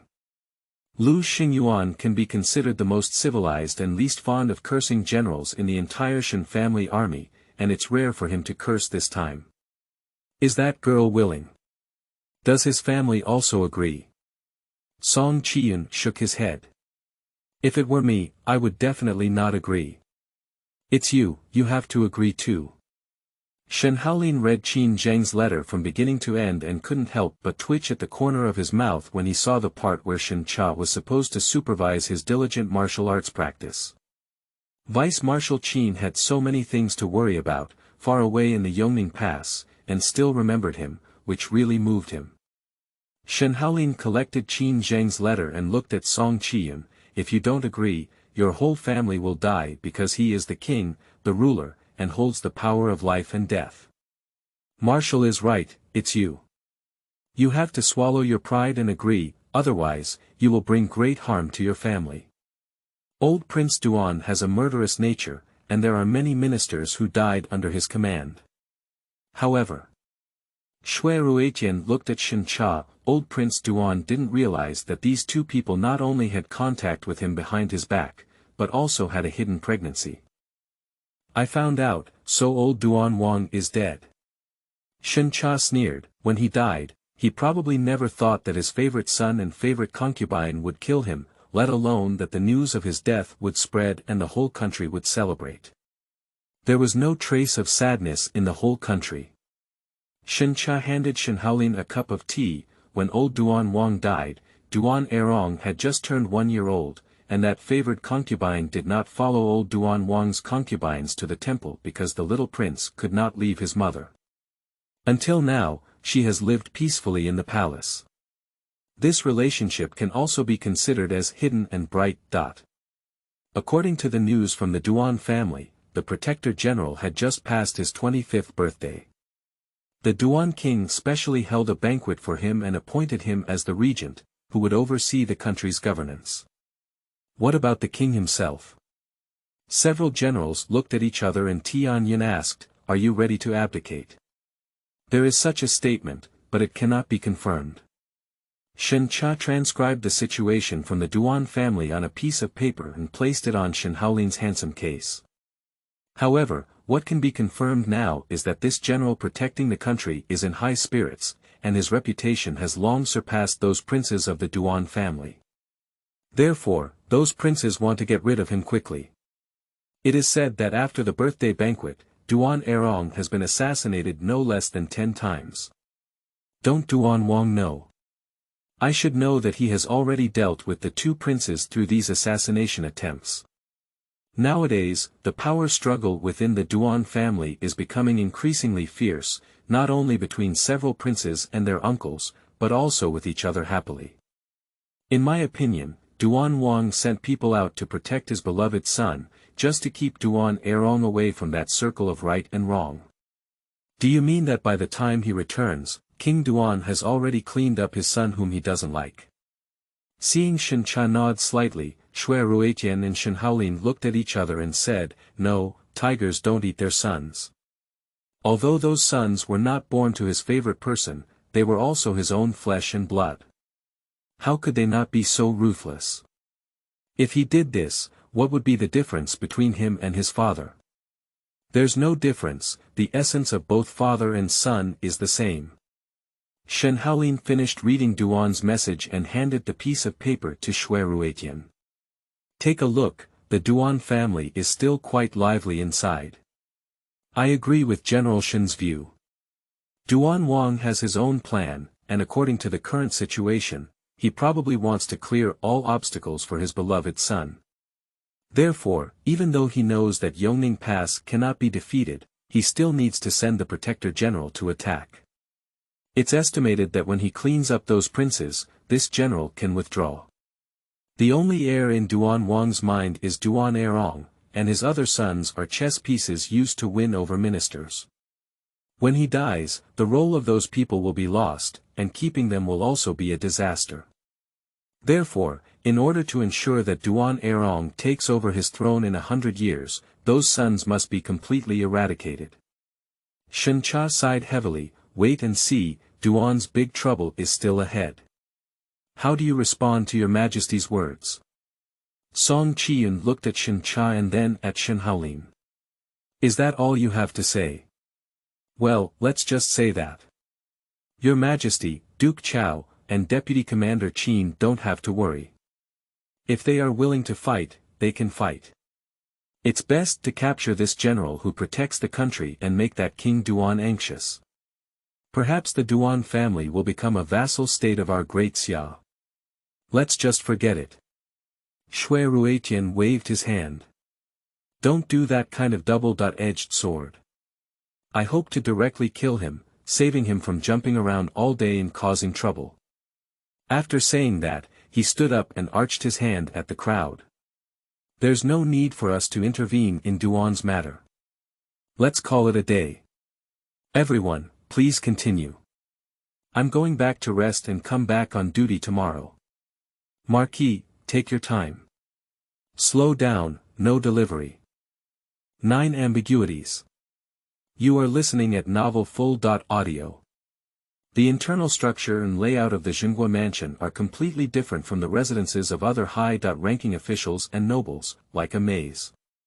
There are no rockeries, no corridors, no small bridges or flowing water, and there are no precious exotic beasts worth thousands of gold. There are traps, mechanisms, and winding alleys here with great risks. Walking on these paths, one needs to be vigilant because the danger is unknown, and one may accidentally fall into the trap. Even people like Shinjiu, who grew up here since childhood, and Shui Ruetian, who spends his days wandering here, will be tricked once or twice a year, let alone those unfamiliar outsiders. Speaking of which, it is thanks to Shen Haolin and Shen Cha that the Jinghua mansion has become foggy and confusing. They have learned a lot about this from Vice Marshal Qin Zheng, and they are extremely interested in it. When they were very young, they had already used their own courtyard to practice and tricked many people. When the two of them became masters of their own affairs, the entire town government fell into their clutches, allowing them to do whatever they wanted. This is not the scariest thing. The scariest thing is that these two people will suddenly have a sudden impulse to rearrange the mechanisms and traps on certain roads, catching others off guard. So, even if the cat Sanner who enjoys preferential treatment in the prison can successfully climb over the wall, he will be firmly trapped by those traps and mechanisms, and will not be able to approach any of the expected goals. And the fate of being trapped is basically the same as being wrapped in a burlap outside the Jinghua mansion, perhaps even more tragic, because those traps are not empty, but have added enough material that will be unforgettable for life. Of course, there are also people who cannot be trapped in these traps and mechanisms. Apart from Shen Haolin and Shen Cha, the ones who can successfully avoid and not be affected by them are probably those shadows and shadow guards. Firstly, these things are mandatory for them to learn during the training camp. If they fail, they may be taught a very sour lesson by their boss. Secondly, their likeness skills are all good. If they really get lost, they can still jump into the air, as the saying goes, they can stand tall and see far. However, they also have some concerns, fearing that one day the Duke of the Kingdom may not be able to take it seriously and ask their boss to set traps on the roof, which could lead to them crying to death. Boss, the Duke of Gua is coming to Zhuyun's side. Shadow 13, who was on duty at night, leaned half of his body from the beam and chuckled at Shen Cha, who was sitting in the corridor reading. Judging from Marshall's demeanor, he probably came to our side for evening classes and dinner. The night snack may also be used here, and he might have to drink with you. I think I saw 15 holding 2 wine jars in his hand. Got it. Shen Cha placed the book she had read halfway on the table and sat up from the recliner. What's the situation with Meizhu? I just went to see, and that kid surnamed Dai is quite tough, beaten to a bloody mess. He didn't say a word and carried them all down. With this, I respect him as a man. Ershen jumped off the beam and said, Boss, I think this kid surnamed Dai may not be particularly convinced. The look in Mei Zhu's eyes is quite strange. He will be convinced, and Red Leaf will teach him how to be a good person. Shen Cha looked at Ing 13 squatting on the ground. Even you are scared by Red Leaf, let alone a novice kid. When it comes to lightness skills, let alone Jiaping Guancheng. Even in Daxia, there probably aren't many who can surpass Hongye. She's a person that I've always thought was quite strange, and her martial arts skills are also strange. By chance, she formed her own style. I used to say that she usually walks silently, like a cat, and can scare people half to death in the daytime. Boss, let her be the spirit behind her back this time. You have to see what's going on at night. Ershen stood up and stretched out a big lazy waist. I hope that kid can be as tough as he was during the day. Don't pout. In the past. This also gave him a long memory. In the Shen family army, there was no distinction between men and women, only marshals, generals, and soldiers. Ignoring orders was the result. As for whether he truly joined the army, I don't care, but he should regret it. I think he should have regretted it now and would love to leave our place quickly, but I didn't expect that your old man had no intention of letting him go at all. Since it's a good seedling, it's natural to cultivate it well and let it go. Isn't it a waste? You go tell the bakery that Duke Gua's dinner will be delivered to Zhuyun instead of Huqiu. Shen Cha looked at Shen Haolin, who had already entered the yard, and said, 13, when will Mei Lin come back? Calculate the foot distance, it will arrive tomorrow at noon. Got it, go. Shen Cha nodded and looked at Shen Haolin walking up to her. She raised her eyebrows and said, Are you here to seek abuse, brother? Who is abusing who doesn't know yet? Shen Haolin took off his cloak and warmed up. Let's start. If Shen Cha's martial arts are among the experts, then Shen Haolin should be considered a newcomer to the field. I'm afraid the whole summer wouldn't believe it. Marshal Shen, who was renowned, inexplicably developed a lack of coordination between his hands and feet after leaving his horse-slaying sword. Throughout history, there have been many famous martial arts masters left behind, but Shen Haolin has not learned any of them. The only one he can master proficiently is the most basic martial arts that all the soldiers of the Shen family army have learned. This set of martial arts was personally arranged by the old duke and is a basic skill of the new army camp. This boxing technique is not very difficult, and there are not many movements. If there is any effect, it can probably strengthen the body. Shen Haolin took advantage of Shen Cha's lack of stability and slapped her with his palm, heading straight towards her face. Shen Cha didn't even take a glance and dodged slightly on one side. Shen Haolin saw himself slapping the air with one palm, then changed his palm to a fist and pretended to hit Shen Cha's head. At the same time, he lifted his leg and kicked Shen Cha's chest. Shen Cha tiptoed back a few steps and dodged this wave of attack again.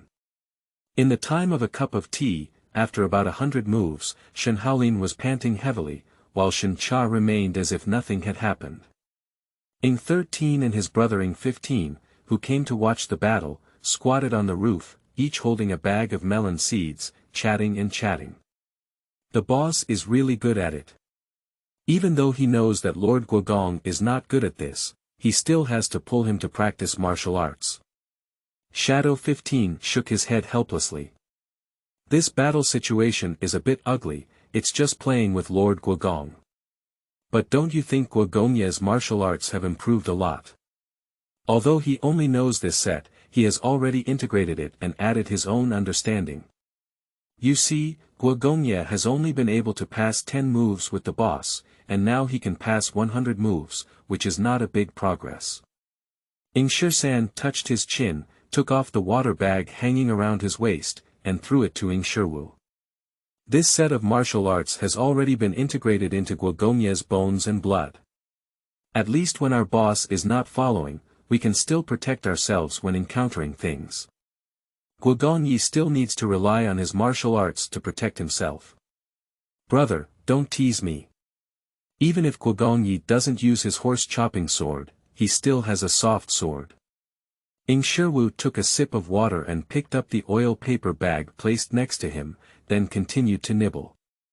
I actually quite agree with Guogongye's words. They are both generals on horseback, and martial arts are not very useful. They are different from us.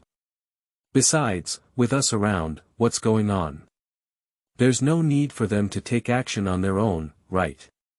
That makes some sense. Yishi pointed to the courtyard. There is already a result. Just as Shadow 13 and Shadow 15 were chatting, Shen punched Shen Haolin on the shoulder. However, she didn't use much force, just lightly touched and withdrew her hand. You lost again, brother. Shen took out a handkerchief and wiped the sweat off Shen Haolin's forehead, putting on the cloak that had been thrown aside. This time it's good, we've passed 200 moves. When Master comes back, we can also hand over the task. It's natural to lose to you, and it's not embarrassing. Shen Haolin raised his eyebrows lightly. But if you win against me, it can be considered a lack of martial arts. Besides, your master just said that and asked you to supervise my boxing practice. You don't have to take it seriously. Shen Haolin took Shen to the corridor and poured a glass of water for her, saying, Don't make it difficult for me. We are people fighting on the battlefield, not just wandering gangsters. What's the use of practicing martial arts so well? Everyone is wearing armor, and no matter how hard your fists are, you can hit thick armor. On thick copper and iron, isn't it still you who got hurt? What my elder brother said is. This kind of forceful and unreasonable words, when Shen first heard them, he would argue back. After listening more times, he didn't want to say anything more. No matter how much she said, her brother couldn't listen, it was just a waste of effort. Why are you so well behaved this time? Why didn't you argue? Shen Haolin raised his chin and gestured for Shen to sit down. Didn't there be a lot of big truths before? Looking back, you will mock me again for not having enough strength to wield a huge horse-slaying sword like you did. You can only play with a light and flowing whip that doesn't feel much. Shen put the teacup back on the table and snapped his finger. He saw Shadow 13 and Shadow 15 fall from the roof and ordered, Prepare hot water. After washing up and changing into dry clothes, the siblings met in Zhuyun's small living room. During their bathing period, dinner had already been delivered and the wine brought by Shen Haolin had already been heated. Yu reading www.yuukangshu.net, have a drink with me. Waving his hand towards Ing 13 and Ing 15, he asked them to go eat on their own. Shen Haolin poured a small cup of wine and placed it in front of Shen. Today, I don't think your expression is quite right. Do you agree to eliminate the Duan family? I don't agree. Shen and Shen Haolin clinked their glasses, took a shallow sip, picked up chopsticks, picked up a chicken leg, and placed it on Shen Haolin's plate. The Duan family is just such a big place, there's nothing to worry about. Although they have many internal and external troubles, the people still have a strong sense of identification with Wang. If we eliminate the Duan family, we're afraid there will be a lot of trouble. It's better for them to make a fuss on their own. Shen picked up a small piece of chicken and chewed it in his mouth. I just received some news. The incident back then was not only in Liaoyinjin, but also in the western capital. Incorporating it, this person holds a high position of authority. Although there is no definite clue yet pointing to a specific person, there should be many people involved who can twist things into that way. Anyone who has come into contact with that case, including the Secretariat, Cabinet, Dali Temple, Ministry of Justice, and even the Palace, has this possibility. If we really need to conduct a thorough investigation again, the Western capital will be on the verge of collapse, and those outsiders will once again feel uneasy. Thinking about it, we feel tired, and our troubles will inevitably come in the future. Shen Cha picked up his wine cup and drank the remaining wine in one gulp. The wine is good. The wine sent by your majesty is naturally good. Shen Haolin looked at her and drank all the wine in his own cup. It's rare to see a wine that you like. Compared to alcohol, I still prefer drinking tea, perhaps because my name contains the word tea. The two of them were chatting while drinking, while you served me vegetables and I poured you wine. A faint ambiguity permeated between the two, making people feel that the entire air seemed to have a hint of sweetness. The careful thinking of Ershen T. You are listening at Novel Full. Audio. Looking at Shen Haolin lying on the table, who had already fallen asleep and was still snoring, Shen Cha shook her head helplessly. Her elder brother is very fond of wine, or rather, he enjoys collecting various famous wines. His Majesty knows his hobby and occasionally brings over some good wine. Although he likes alcohol, Shen Haolin's tolerance for alcohol is not very good. Not to mention a jar of wine, half of the jar has not finished drinking, and people are already very drunk. No matter how they call it, there is no response. Fortunately, this person has a good taste of alcohol. Even if he drinks too much, he won't cry, laugh, or make a big fuss like others. If he drinks too much, he will lie quietly on the table and sleep. When he wakes up, he will also wake up. Sobering up soup or something is completely unnecessary. In fact, Shen Cha had hardly ever seen Shen Haolin get drunk outside of Zhuyun courtyard. In her impression, both of them were completely sober outside. One said he didn't know how to drink, and the other said he would develop a rash after drinking, making the people who came to toast completely refuse. Even at celebratory banquets and even state banquets, a cup of tea is held calmly. Even if your majesty toasts, you will receive the same treatment. Shen Cha's malicious speculation suggests that his elder brother is afraid of being seen drunk, as it would undermine the dignity of his grand marshal. Tidy up.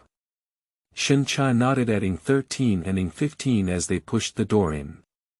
After tidying up, prepare hot water for Lord Guo. Yes, Ing Shisan looked at Shen Cha, who was about to pull Shen Haolin out of the chair. Boss, let's come. After all, Lord Guo is a man and still has some weight. As he spoke, Shadow 13 pulled Shadow 15 and took the person from Shen Cha's hand. He was familiar with the way and delivered it to Shen Cha's bedroom, without greeting her. He threw the person directly onto her bed. The layout of Shen Cha's bedroom is not much different from her camp in the military camp. The furnishings are extremely simple, and it is not obvious that this is a girl's boudoir, even worse than the bedrooms of those wealthy gentlemen in the western capital. Mainly, Shen Cha likes to have her room empty. When the weather is bad, she can play boxing or something inside the room. If it weren't for Shen Haolin occasionally drinking with her, she wouldn't have prepared an extra soft bed. Hot water is here. Shadow 15 walked in with a wooden basin and placed it on the ground. He looked at Shen Haolin, who was sleeping soundly, and whispered, "Boss, Mei Zhu is here. She said the boy surnamed Dai asked to see you." "See me."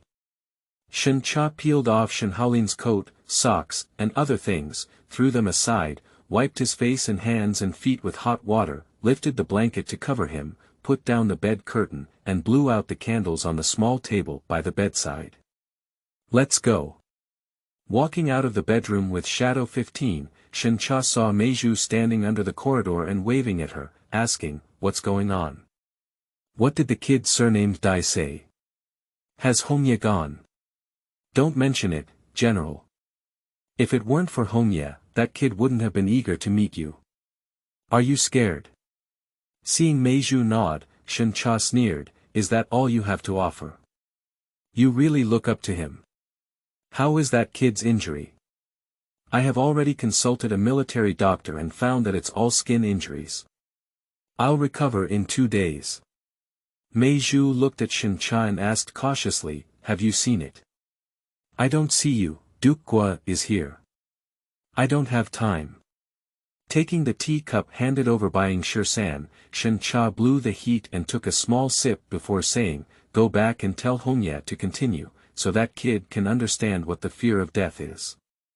Mei Zhu agreed, bowed to Shen Cha, and turned around to leave. Boss, it's getting late, why don't you rest too? Ing 13 and Ing 15 bowed and flew up to the roof. Shen Cha did not immediately return to the bedroom, but sat in the corridor for a while, going through all the things that happened today. The internal turmoil in Liao was inevitable, and Yao Yuertu was a fierce hero who was determined to claim the title of king and could never be willing to become a regent. So, sooner or later, the Liao dynasty would still have its own people pinch their own people. They would just sit on the mountain and watch the tiger fight, while stirring up the muddy water. The situation on the Jin side is basically no different from that of the Liao dynasty. Although Wanyan Zong Qingzheng is in his prime and the throne is also very stable, this person has never played cards according to the rules. What will be done next is probably only known by heaven. Shen Cha's biggest concern was not about the Liao and Jin dynasties. The ambitious ambitions of those people had long been exposed, with the sole purpose of taking over Jiaping Pass and subsequently capturing Desia. She felt that this could be solved by force, as long as the Liao and Jin dynasties were subdued and scared, their crooked intentions could be put away for a few years. But internal troubles are about to come, which is what she is most worried about. 10 years ago, this old case not only stirred up the West capital, but also made Jiaping Pass the center of another vortex. But Shen Cha didn't know what role she would play in it. Although she held the only spy organization of Desia, the imperial decree was hard to disobey. Song Ju had already ordered her to stop investigating this matter, so she had no other choice but to comply with the decree. It should be very appropriate to describe her current situation as powerless. Now, she hopes that everyone in Jiaping Guancheng, her brother, friends, and brothers will not be harmed by this incident. After this incident truly ends, everyone can get the truth they want.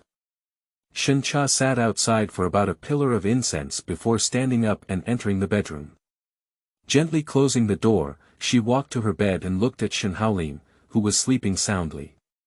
She sighed lightly and turned to the wardrobe, took out a thin quilt, and placed it on the soft bed by the window. Gently taking off her boots, Shen Cha lay on the soft couch, covered herself with a blanket, and looked toward Shen Haolin with a faint, imperceptible smile. She is particularly grateful that she is a person with a cold personality and is not easy to express her emotions. She usually has a stern face and is very serious, so many people cannot see any obvious changes in her. Fortunately, it was like this, otherwise her feelings for Shen Haolin could not have been concealed from so many shrewd eyes. It's strange to say that she never thought she would fall in love with that older brother who was sometimes too serious, sometimes a bit foolish, and sometimes a bit slutty.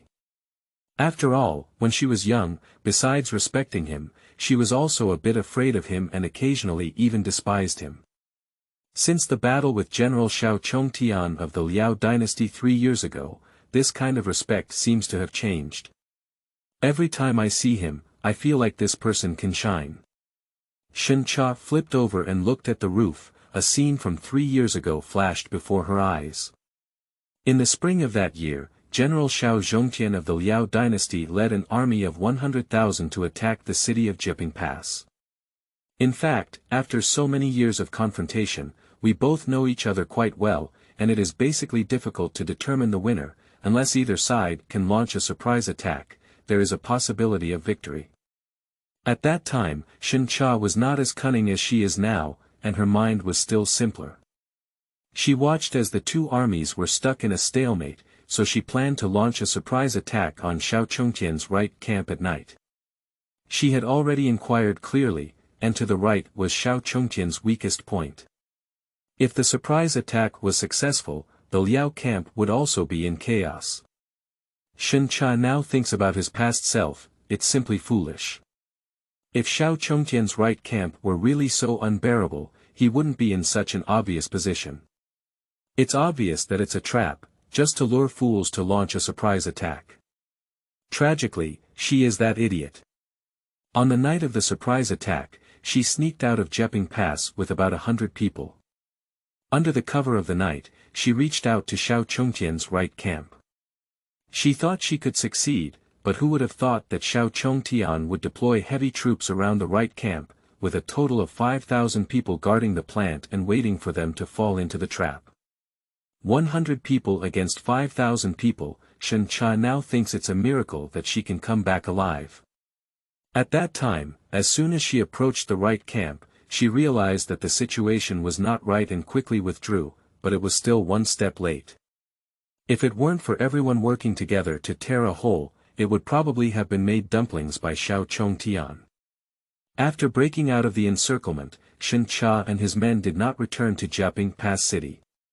Instead, they rushed towards an extremely hidden valley with a complex terrain. The Liao soldiers would turn inside, making it difficult to distinguish between the southeast, northwest, and north. Using the terrain of that valley, Shen Cha killed many Liao soldiers and the number of pursuers decreased sharply from 1,500 by nearly half. Even so, Shen Cha's predicament has not improved.